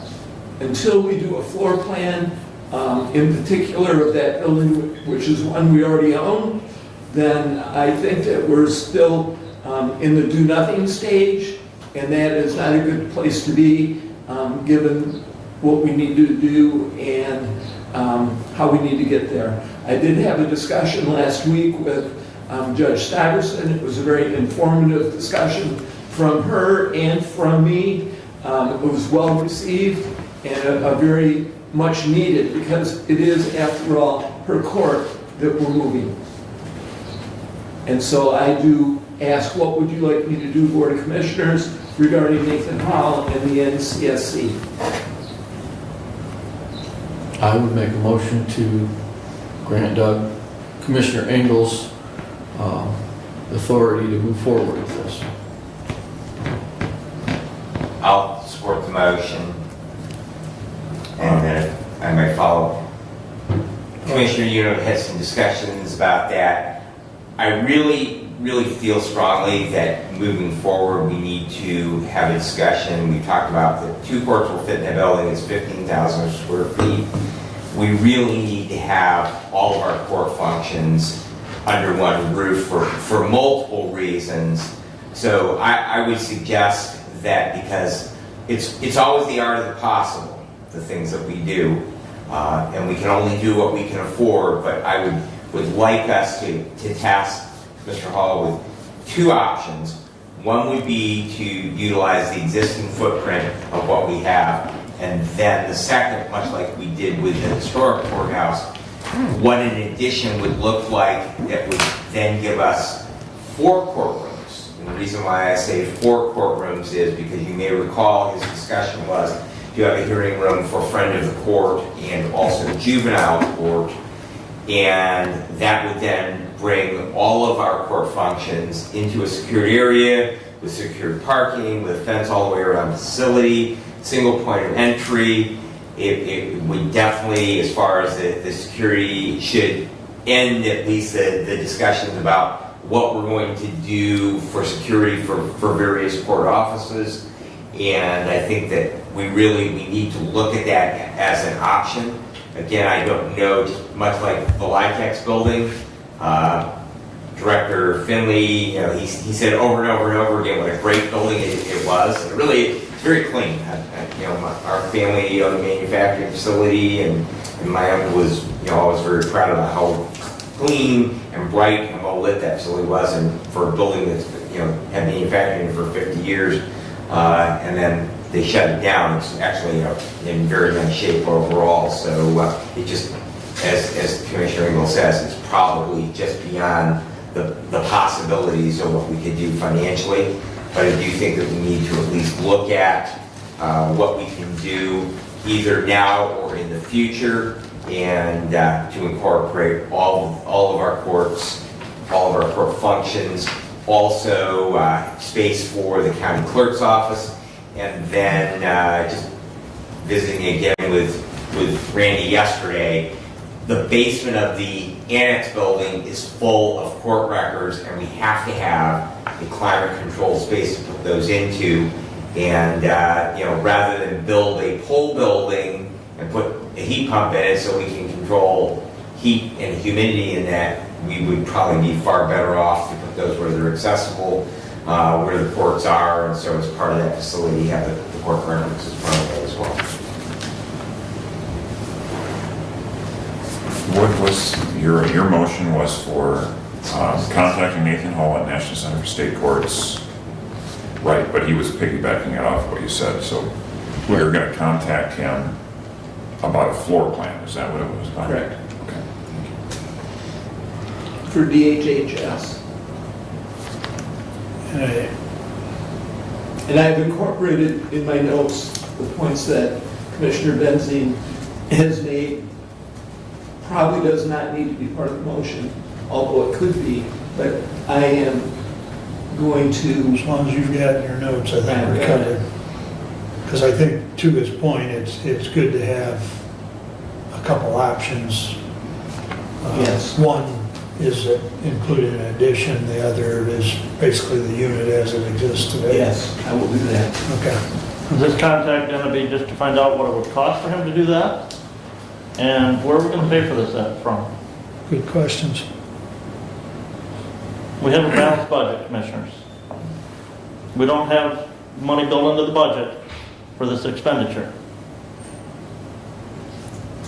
In answer to your question of how much, previously, Mr. Hall has suggested a $10,000 figure, and that has been discussed previously.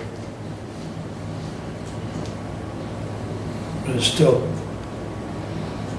the question is, where does the 10,000 come from?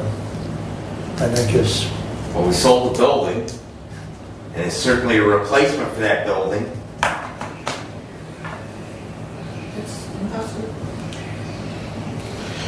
I think also, we're looking at a time factor here, and I do believe, in my own personal thought, that we need to move forward with this. Otherwise, we're gonna get caught with our pants down, so to speak, in a bad situation. And if we don't move forward, planning to succeed is better than planning to fail. So, you know what I'm trying to say there. So somewhere we need to find support for this. Derek, you got any ideas where we're gonna pull? And Go ahead. Commissioner, you say that it's been talked with Nathan Hall before, what it would cost. I've not seen anything in writing. The only thing that I would consider voting for is to authorize you to reach out to get estimates in writing as to cost, what it would cost Nathan Hall to do those things and send back. And then you present those back to this body for approval, whether we go forward with that cost or not.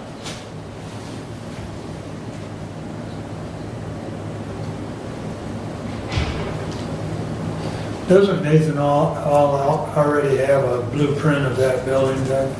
Yes, he has. We were part of a WebEx several months ago. Commissioner Benzie, myself, Ed Judge Lisney, and Judge Stuyvesant. And in that WebEx, we spent about 45 minutes. And during that time, Nathan did go through a floor plan, he moved walls. We've seen some of the possibilities already. We do not have a hard copy of what he did because we did not ask for it. He, on the fly, was moving walls and showing us what could be done and explaining some of the things that couldn't be done as well. And from that discussion is where the dollar figure came from. And if you give me a minute, I might be able to have an email that does have pricing as well. But that has been on hold since because of the time it takes to make the decisions that we're in need of making, we're trying to make now. The longer we wait, the more difficult it is. The NCSC is the group to create our floor plan, and we need to decide, and not only decide, but we need to start acting on some of this in order to get things done. Department Head Finley has expressed his concerns on the ability to process the project. The longer we wait, he has expressed his desire to have an end spot within the next 60 to 90 days. In order to accomplish that, we need to have a floor plan so we know what we're talking about. Comment? No? Steve? I'm not familiar with Mr. Hall's qualifications, but will his floor plan determination be acceptable in architectural? No. Okay, so this is just basically shuffling around a floor plan that we can work with. Yes. And that's as far as that goes. Correct. It will assist the architect as far as putting it together, but And he is there. He is an architect, Yeah. and that's what they do. They are exclusive with court systems. right, And he has been our consultant in this process and in this project. He's come to Hillsdale. He's brought staff to Hillsdale. We've had many meetings with department heads in order to determine what the needs study required, and he has put together the package that you've seen of proposals for the historic courthouse. And we did not talk to him about the DHHS building or any other buildings at that time. Now we need to. We've waited long enough, now we need to. So our next step from here would be going to an architect.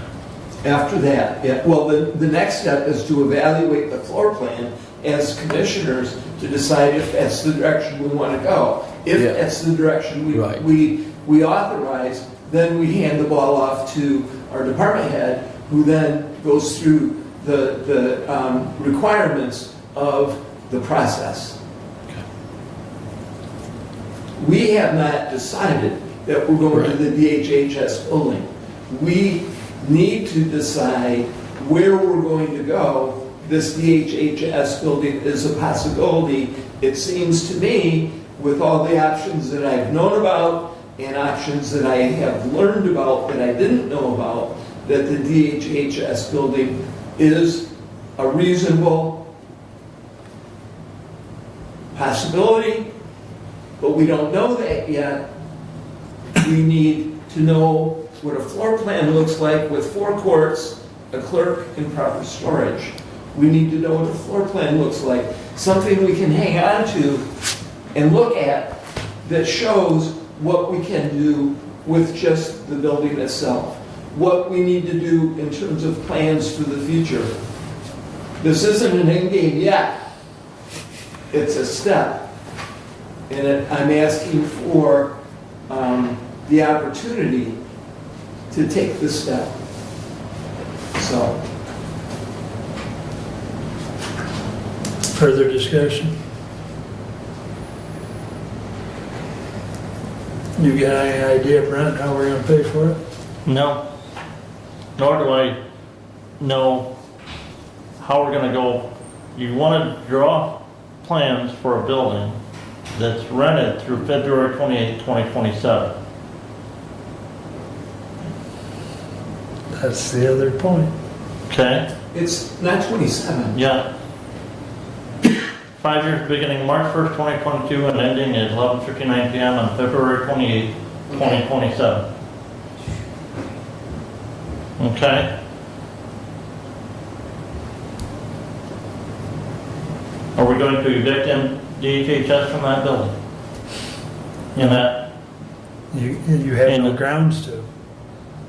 I mean, we could Under claim the that, we could claim eminent domain on our own building and use that.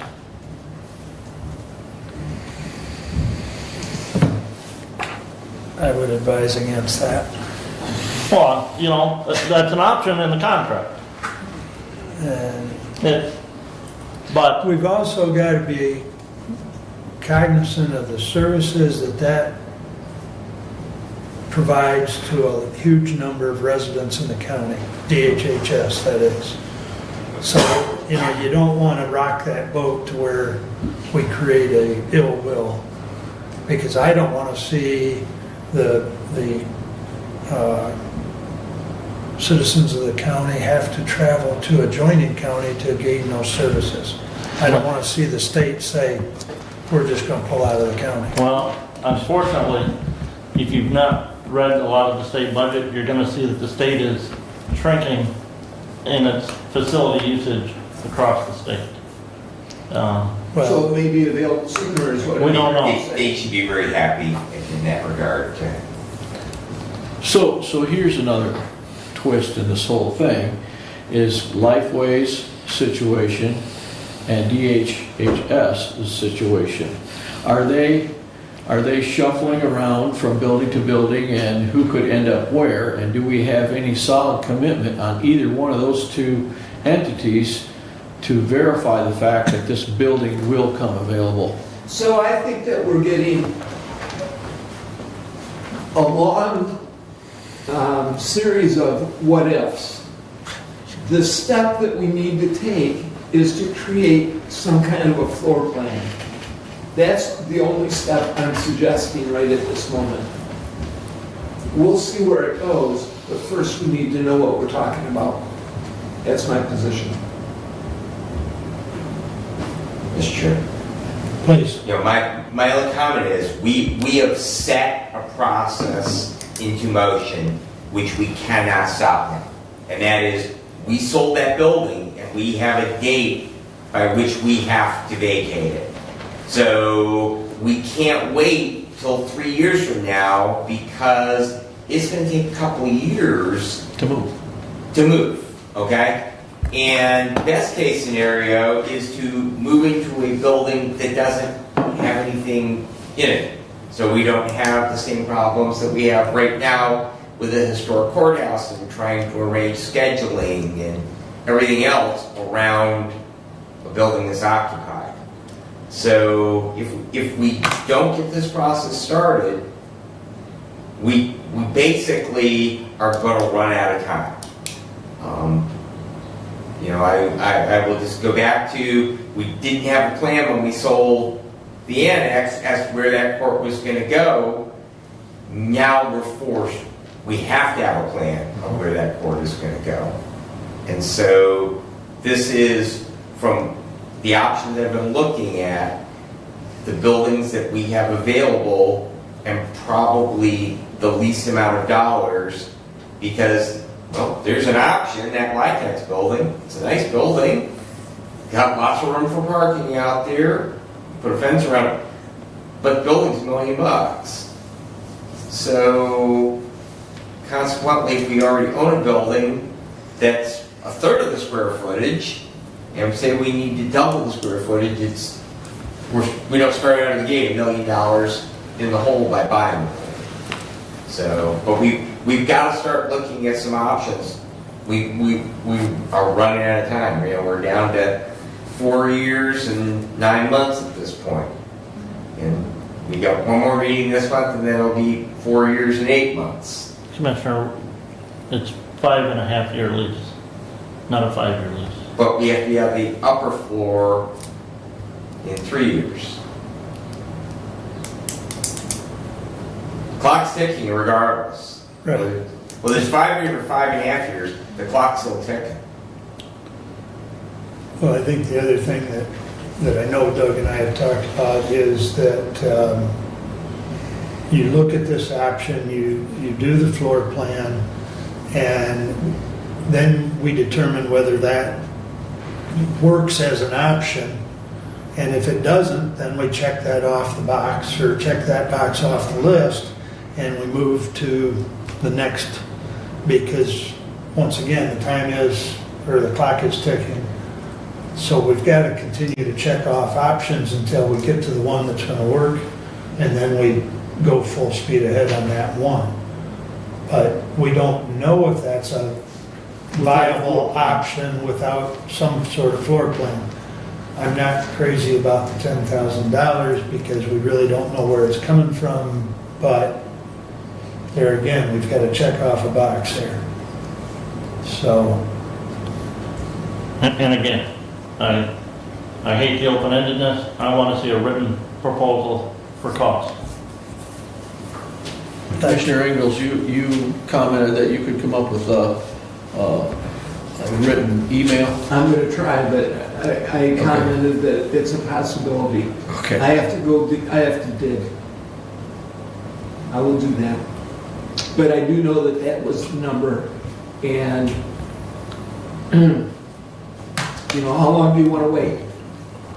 How long do you want to wait? And so we have a motion on the floor.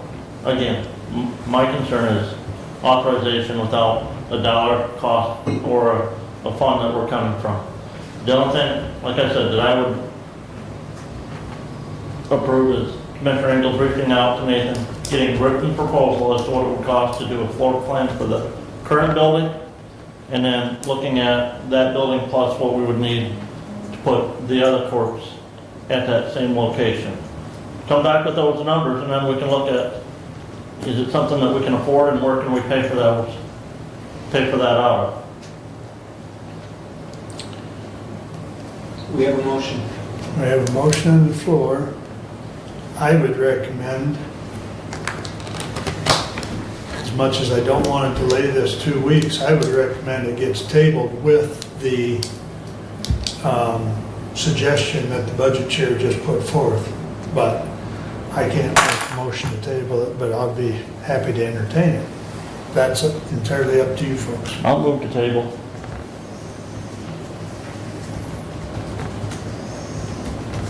But I want the budget chair and facilities chair to bring the information back. But the motion to table is undebatable.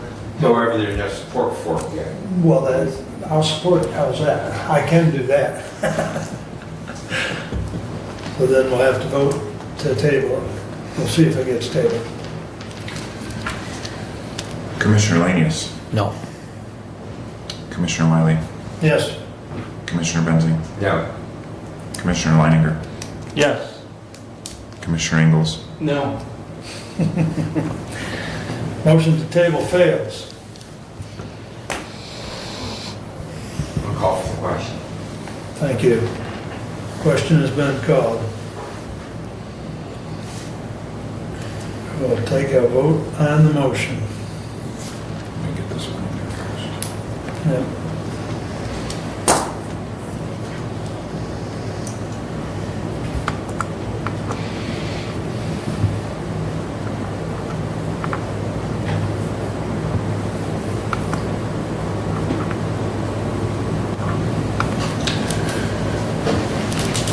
Can I read the motion one more time here, just to make sure we're good?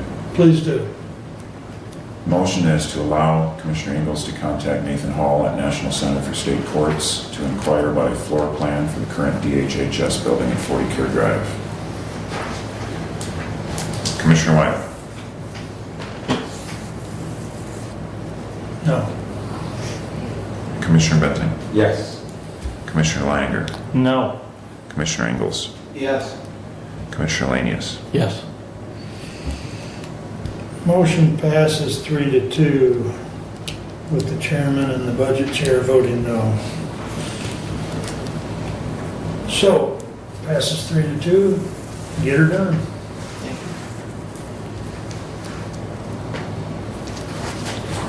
All right, anything else, Doug? I have no more report. Thank you.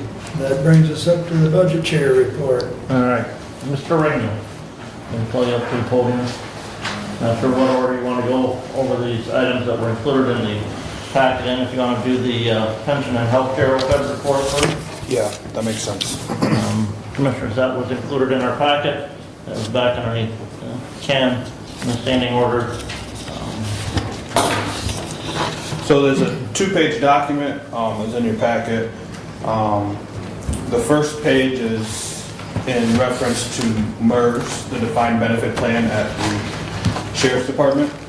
And if you go through, there's a list of variables that get input into the spreadsheet that the state provides, and the objective is for them to determine if we meet underfunded status. There are 2 requirements, really there's 3, but they only list 2 on here, that trigger underfunded status.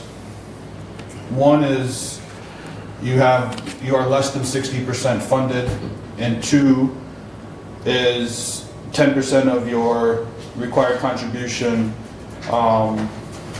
Your required contribution is 10% of your governmental fund revenues. Because just a small portion of our employees are eligible for the defined benefit, our contribution is always significantly less than 10% of our governmental fund revenues. So because of that, our MERS program won't ever, I won't say won't ever, it's very unlikely that it would meet underfunded status as the requirements are currently stated. Because you have to meet both of those requirements The third requirement, which in the MERS program is kind of foregone thought, is you have to be contributing to a trust. And we've seen that kind of rear up on our OPEB side. So the second page of that document is our OPEB, which stands for Other Post-Employment Benefits, which in the county's case, we have one function, and that is retirees of the Sheriff's Department are eligible for health insurance at a 50-50 cost share until they reach the age that they are eligible for Medicare. So we currently have two former employees that are enrolled in our OPEB program. We have to do an actuary every couple of years, actuary report, a third party to determine our liability from that program. And they've determined our liability right now is $1,015,000.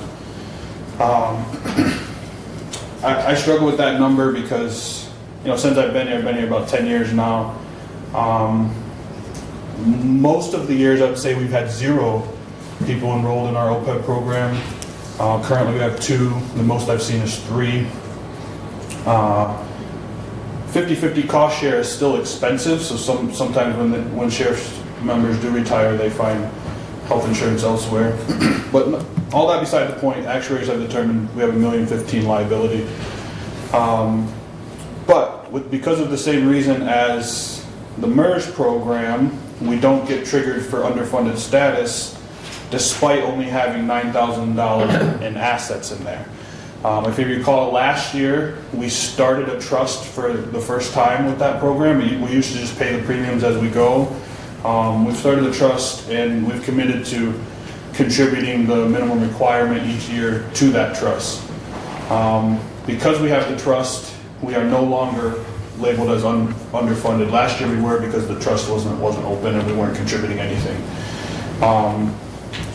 Another good kind of reference to these 2 pages is in the actual audit on page 49 and 50. We have some required supplemental information that we have to put in the audit. And it has the last 7 years of the MERS program kind of laid out. MERS is tough because they deal in a lot of assumptions. And the assumption that gets talked about most is investment rate. And this year's a good example. We actually lost in our fiduciary net position $700,000 because of changes in market fluctuations. But if you look at the last 7 years combined, our investments have gained $2.4 million. So when they're looking at their assumptions, they're trying to base it over 30 years, not 1, 2, or even 7. But that's just something to keep in mind. And then the second page is the OPEB. And on the second page, page 50, you can see where we've started contributing to the OPEB trust for the first time in 2022. So that's kind of a summary of those 2 documents and what they're telling us. It has been submitted to the state, and we're working on getting it published on the website. It's not up yet. Any questions on those 2 documents? I guess just a comment, Derek. You and I had talked about getting Marnie and her folks here from MERS. I reached out to Marnie Daggett, I believe her name is. Correct. She was on vacation until the middle of next week, I believe. Okay. So I'm hoping I'll hear from her next week and we can try to get something. I'm hoping she'll give us some dates on when she can be here.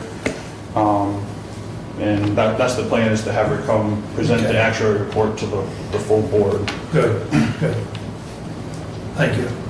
And you've got that full actuarial report from MERS. Have you shared that with all? I believe I have. Thank you. I can send it out again just for double check, make sure everyone has it. But yeah, I received that at the end of June. Their deadline to get it to us is June 30th. which is coincidentally the same day we have to turn in our audit. So if you look at our audit, a lot of the information in it is based on the 21 actuary report. But in the 21 actuary report, they do what they call a roll forward. That gives us information to use in our 22 audit. Yeah, if you would, please send that out again, so that everybody's got it fresh. Sure. And just as soon as we can, we'll get Marnie Daggett scheduled. Yep. So, The other thing that was in your packet was just an expenditure summary. Just a one-page front and back. I don't have a ton to discuss on this. I highlighted anything that's over 50%, as we're 50% through the year as of June 30th. Nothing sticks out as being significantly over budget or tracking to be significantly over budget, except for a couple of items that are 100% reimbursed. So those will require a budget amendment at some point, and when we do that, we will increase the expenditure side as well as the expected revenue side of that reimbursement. So I don't know if there's any questions on, and this is just general fund, by the way. Yeah. I don't know if there's any questions on that particular one. The elections, you've got posted just 7,000 over budgeted, but won't that, a good share of that be reimbursed as well?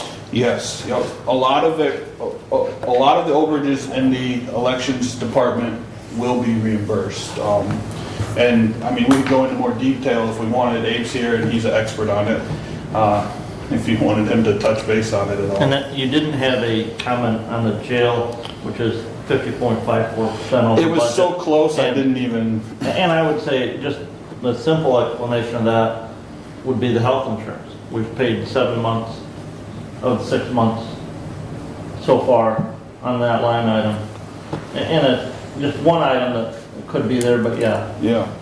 Yeah, I mean, I'd have to go dig to be really specific, but they got, a lot of items that are a little bit over and a lot of that are a little under.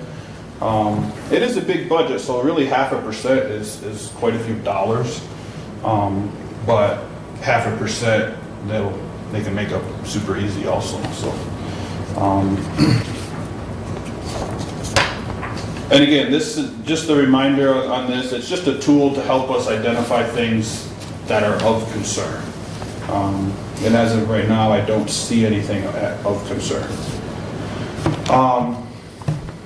The next document is the general fund revenue. Now, the general fund revenue, it is tracking down, and it looks like we have a really good, we're very likely to be short on what we budgeted for various reasons. The very first page, the first line is charges for services. And the second page kind of gives detail for charges for services. We get money through the Register of Deeds for recording fees and such. And we're tracking between those two lines like $86,000 short of where we were at this point last year. So I haven't talked specifically to the Register of Deeds, but to me that indication of the housing market and less deeds being recorded. So that's a good chunk of change, and there's the charges for services across the board seem to be trending lower than they were last year. So when we're making decisions, we're not just considering expenditure, we're considering revenue as well. We do our best to try to estimate things, but a lot of the revenue is variable. Property taxes, revenue sharing, those are all pretty fixed. We know what those are going to be. But some of the other things that we do as a county, we're just looking at trends and, trying to make best decisions on if they would hold up or not. Soil erosion's not in this, is it, there? We have not recorded our soil erosion we usually record that annually as it's kept in track But like I of said, the it's building not, inspection. it's not showing up as far as a revenue from a year ago either. Correct. Yep. And then the last thing I gave out was just a revenue and expenditure report for all of our special revenue, debt service, construction funds. It's about 40 pages front and back. So I don't know if you guys have had a chance to review that, especially given that you are also reviewing the audit. Again, nothing sticks out as super concerning, but I'm still kind of going through some of these things as well. So unless there's any questions, I'm not gonna really go through each page. Any questions? Was the drain fund or the building, drain fund building inspection was not included in that report? Should be. Oh, you're right, it looks like it cut off at 400. Yeah, I'll add those to the report. Drain fund is 549 and, sorry, drain fund is 801 and building inspection is 549. That new chart of accounts change must have got me on that one, so. Thank you, Derek, for putting those reports together for us to review and No problem. for the clean audit and everything else, so. Yeah, I got nothing else. Derek, as always, great job, great job. Appreciate it. Audit, just having seen over the years that, seems like, I know there's a tremendous amount of work. A lot of people goes into that. A lot of people, exactly. It is a lot of work and it's collaborative effort. The treasurer's office has been great this year. And, the clerk's office helps us out a lot, for sure. It was a good audit. I wish it didn't have those silly typos, but it was a good audit, so. And I appreciate the time we spent yesterday answering my questions, both on the audit and on the reports you just gave, so I appreciate that time as well. No problem, thanks. Okay. Did you want to go over Stephanie's investment report? I did not. She emailed it out yesterday. I didn't see that, I guess. Oh, should be in your email. from Yeah, it came yesterday. last night. I got it. Stephanie's got a copy for you.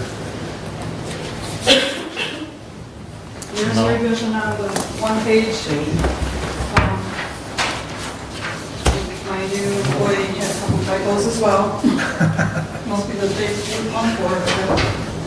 That's going to show a little different than what I emailed in this one. Is this okay to go in the minutes? Yep, good, thank you.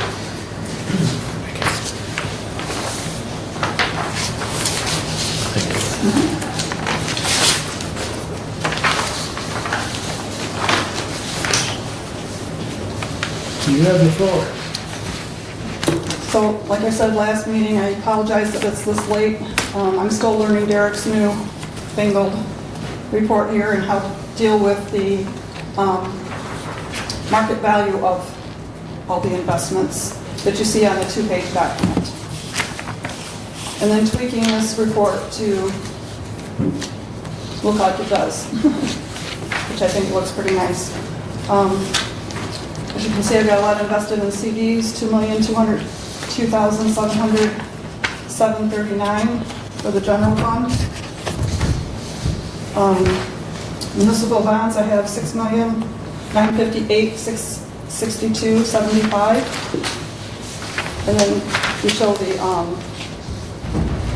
county road and the, I believe it's the endowment fund for the account 155. So county road has an investment of $614,194.72. And then the ARPA funds, the certificates of deposit are for, $2,475,178.08, and the municipal bonds of $3,136,132.60. And the single page is all the investments, bank accounts, money markets, and savings accounts. And those all total $11,781,862.66, which includes the county road, county park, the ARPA money and all the drains, medical care funds that they have invested from their ARPA money, and the courthouse HVAC and the medical care building authority and a debt fund. Any questions? Oh, and I just check what email you sent that to, because I didn't. I did it to the county email. Oh, yeah. You were the second one on the list. I went Mark and then you, so. Okay, Check your spam. so, thank you, Stephanie. You're welcome. Rates of return still ticking up. Yes, we're around 4.5 and higher. So I have one bank that I use is that, I judge it by the 90 days as a short term, so I always look at the 90 days on everything that I get. And they're at 5% right now, but I had a CD come due and I had to spend it this week, so I couldn't reinvest it. All right. Anything else? One thing on Saturday, Commissioner Wiley emailed out to all of us, forwarded to us an email that he had received from Nicole Baker at Worldwide Services regarding their 2020, fiscal year 2024 annual implementation plan, which is the second of the 3-year plan year for the area agency on aging.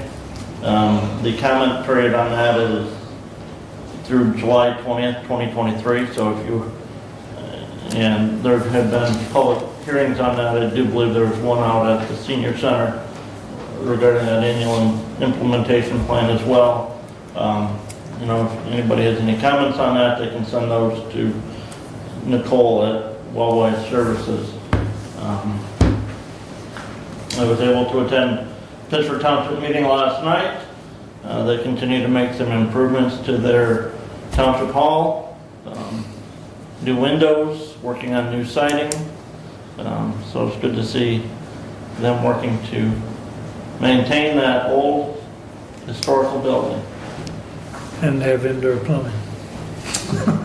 They've had that for about a year now. I know the clerk is very happy about that situation. Yes, and that is all of my report. Any questions for Beth? Just curious on drains. They get their summer work done satisfactorily. We haven't heard very much from them recently. I do know that the drain commissioner was able to hire one individual on the drain maintenance staff. They had been working. I know that they've been doing quite a bit of spraying along drainage ditches. And that notice went out to property owners and is on the county website. But I haven't heard anything positive or negative from any of my constituents on the work of the drain department. I haven't heard anything, and I did sometime in the last couple of weeks talk to Matt, just inquiring about his employee, and the employee's working out. So, you know, that's a positive, that he was able to bring somebody on board that's working out. And that individual, if I recall correctly, already had his CDL, which was a plus, a huge plus. So, anything else? All right, I will start with the resolution that was moved down. 23-096. This resolution replaces Resolution 15-057, tie-barred with Resolution 23-042.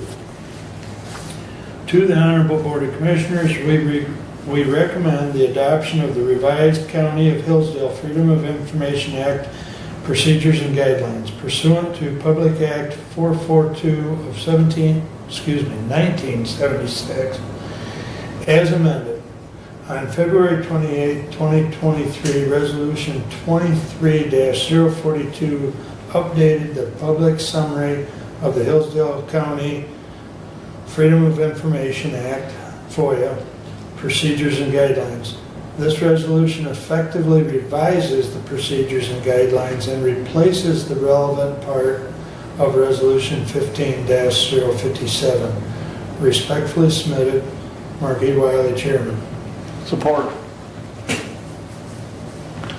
Steve, I'll let Okay. you kick off the discussion. Okay, some of the wording in the procedures and guidelines.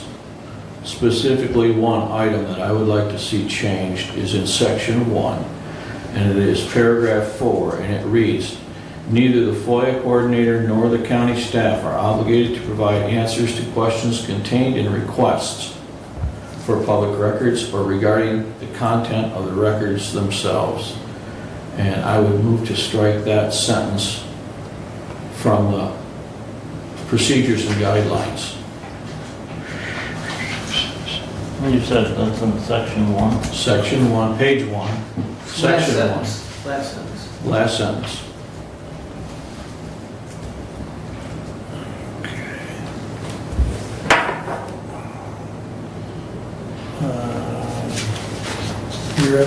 Say that again, please. Page 1, Page 1. the last sentence on page 1 of section 1, the last.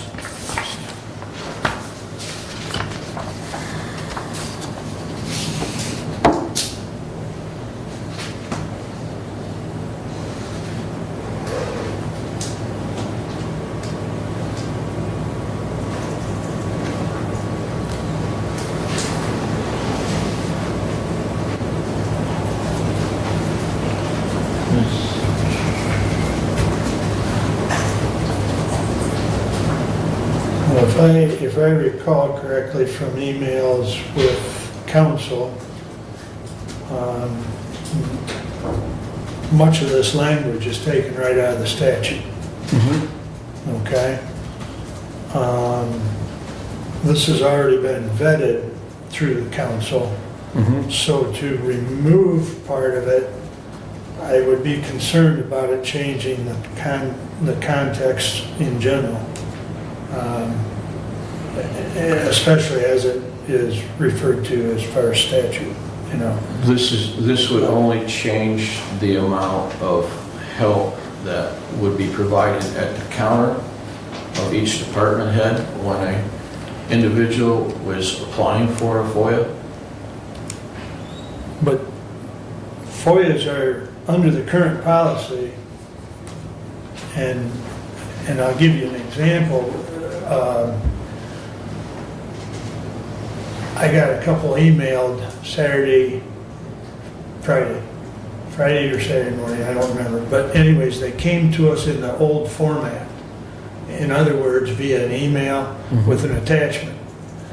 I replied to the one and asked them to go to the webpage, to the FOIA tab, and gave them directions exactly where to go and how to click on it and so on.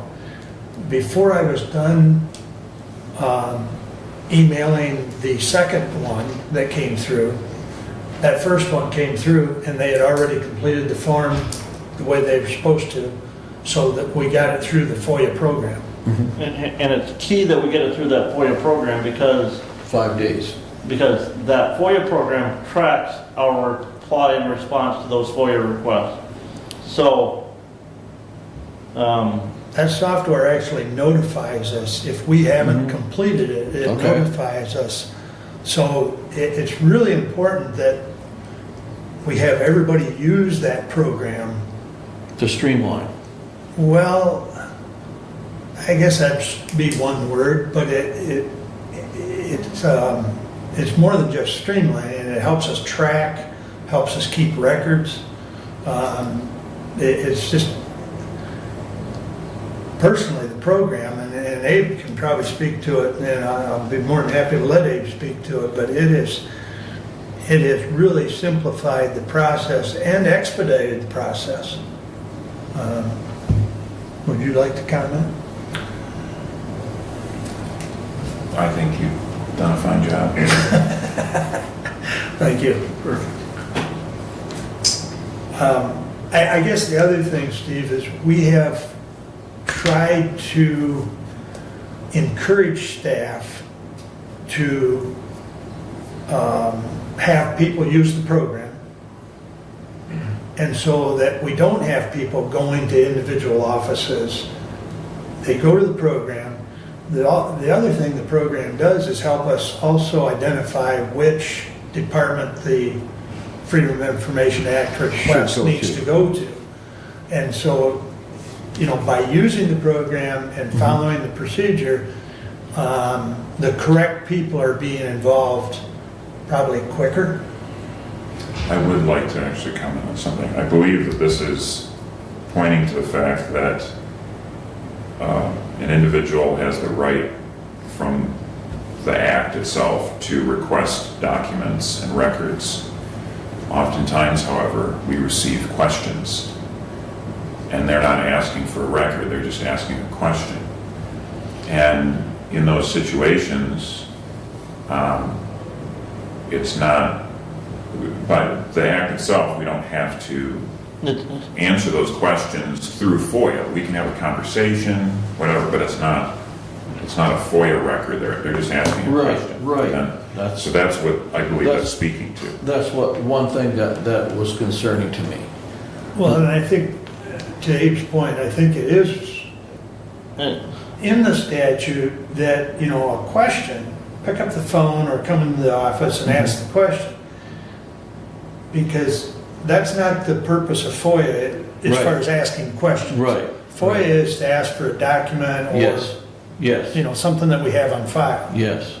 So questions, that's really what that's addressing is pick up the phone, you know? Yeah. So, but there again, I mean, the statute at the start of that section, you know, there's a statute listed there. The FOIA statute is listed somewhere in here as well. But, I mean, it's referenced in several places, and it's all been vetted through council. So I'm quite frankly very comfortable with what I'm bringing to you. Yes. Yes. Okay. We can still revisit this at any one time, right? Absolutely. Absolutely. It's a living document. You know, much like any of the policies we make, they're living documents. So they can be brought forward and talked about or amended. Okay. Yep. So have we satisfied your curiosity? To some degree. I'm doing I'll let you know, I'm doing research and trying to get up to speed on this whole FOIA program. I know there's been some issues in the past over some things, and going to the MAC conference and sitting in on the FOIA seminar, I learned some things that brought questions to my mind that I would like answers for. And so in doing research, some of the things I found is that not every cut and paste document is fitting for every situation. You see what I'm saying? So if this is a cut and paste document from the MAC or Michigan Township Association, there may be things in there that we may not like, that we may have to change to more fit our needs and requirements. So in my quest for information on that, this is one of the questions that came up to me, and I thought it would be a good time to just open it up for discussion and possibly bring it up at a later date for some amendments. And that wording is yet to be seen. I'll go back through some of the emails that Abe and I have had with council. And I'll be happy to forward some of them to you, because I think some of your questions might be answered via some of those emails. Okay. I'll have to look at which ones, have pertinent information as far as, some of your concerns. But Okay. I'll be happy to forward those to you. All right. So I'll make that note, and because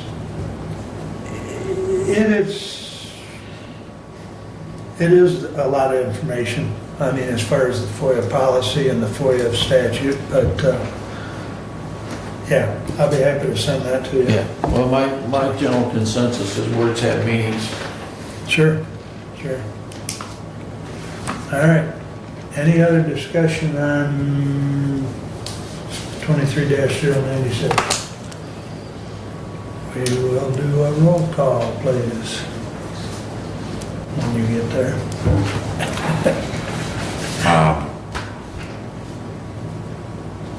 In the minutes, unless you guys correct me somehow, I took that as a motion to strike that without any support. Am I correct in that?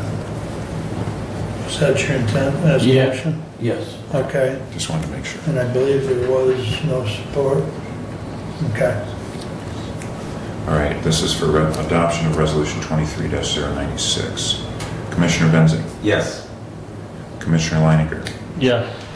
Commissioner Ingalls, Yes. Commissioner Lanius, Yes. Commissioner Wiley. Yes.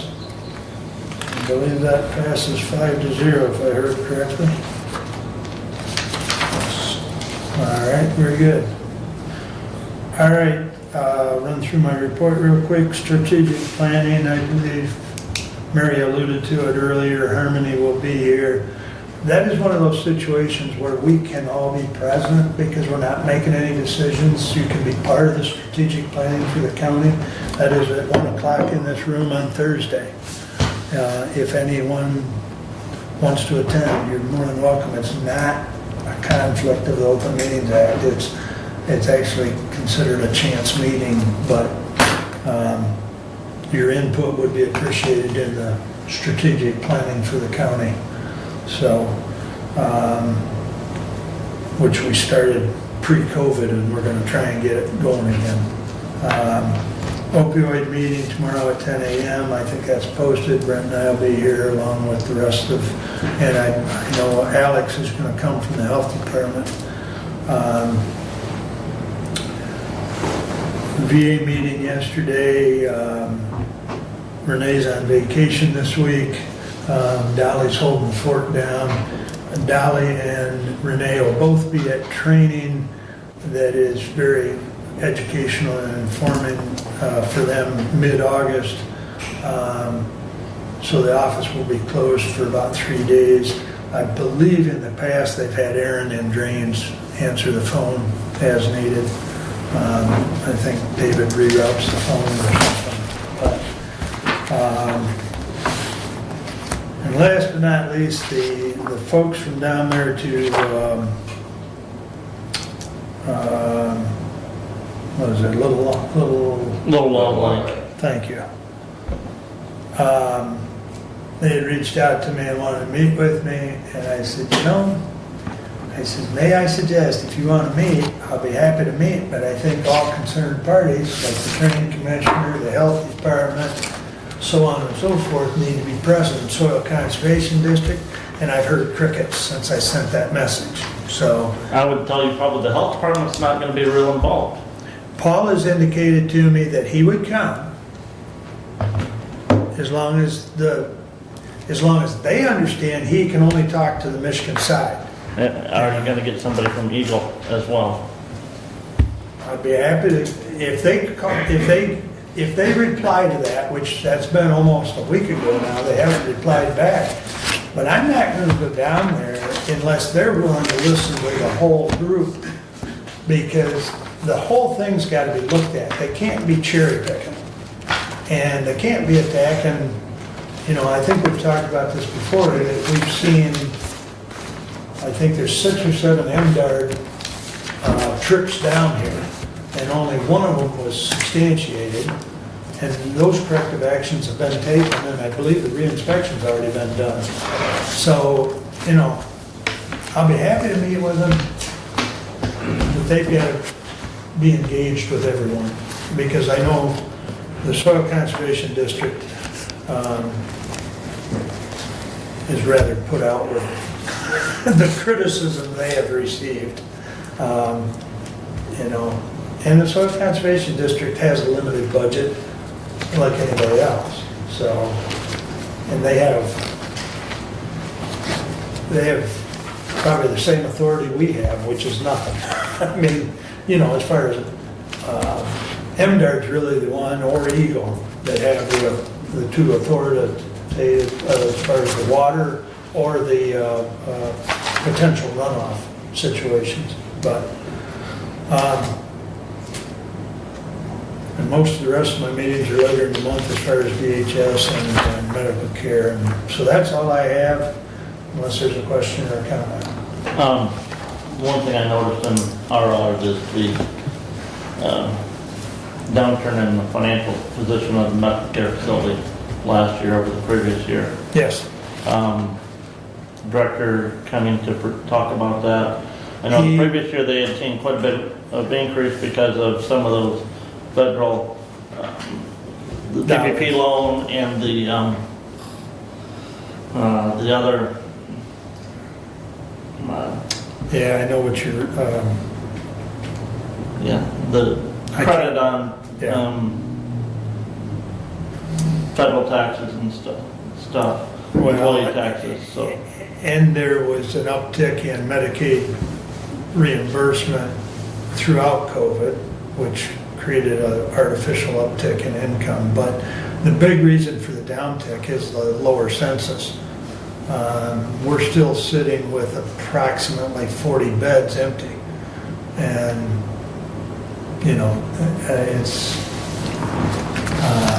and I know part of that's the chicken or the egg. If you don't have the staff to take care of residents on those 40 beds, it's hard to fill the 40 beds. The staffing situation is getting better. So, and as I think it was last meeting, I reported they had opened up the East Wing. So, you know, as they're able to open up space and increase staff, those census numbers should come back up. So the numbers should start to correct themselves as far as turning.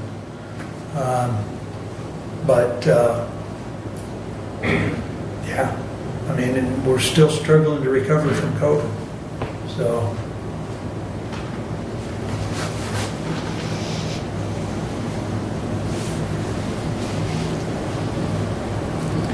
Any other comments or questions?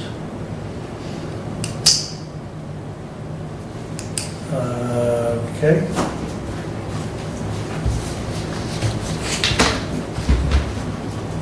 Let's see, when I went back to my agenda, I believe that brings us up to public comment again.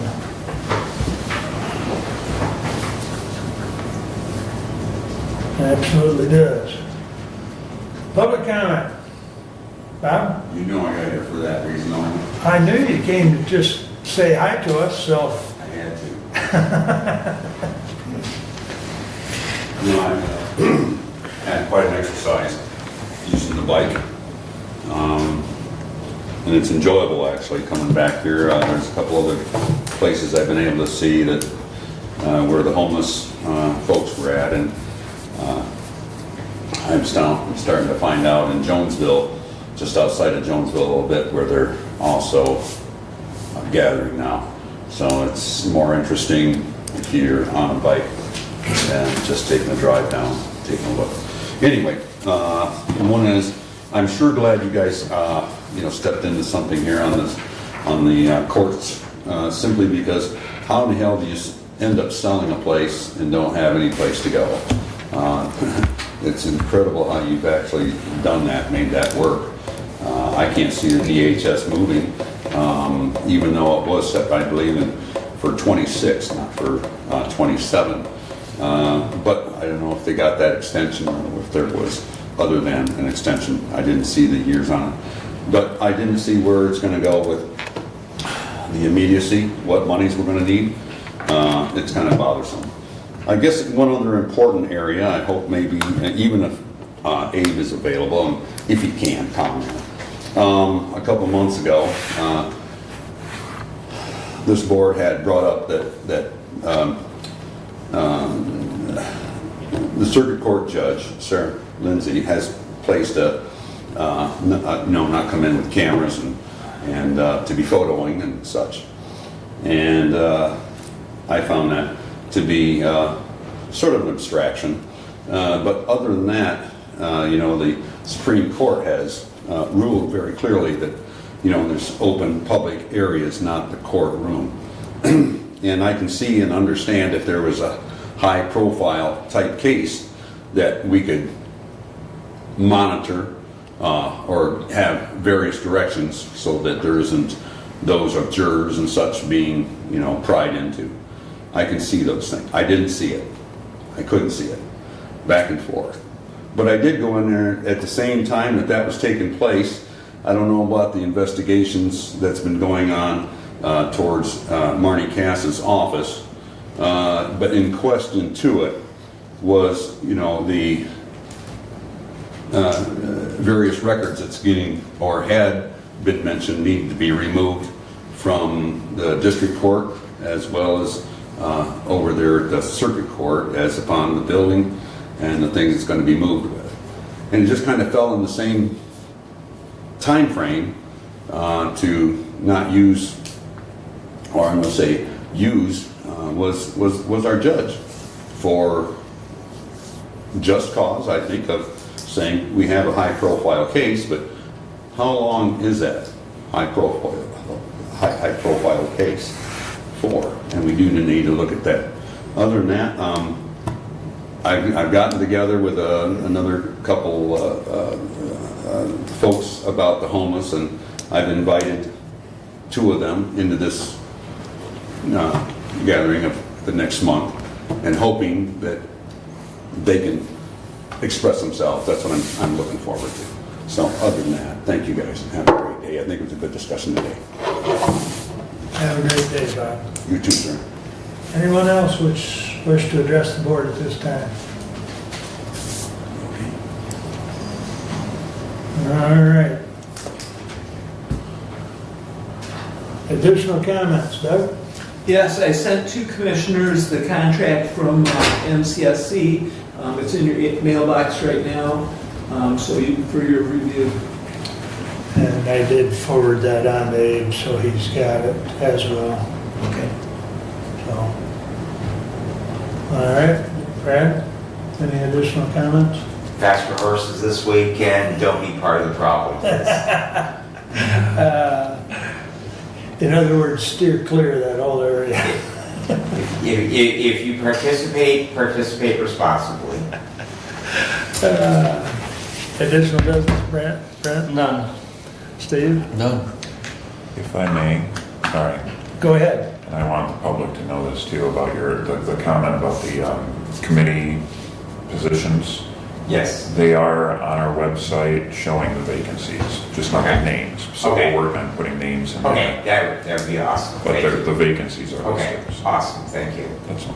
Very good. Appreciate that. And with that, we stand adjourned.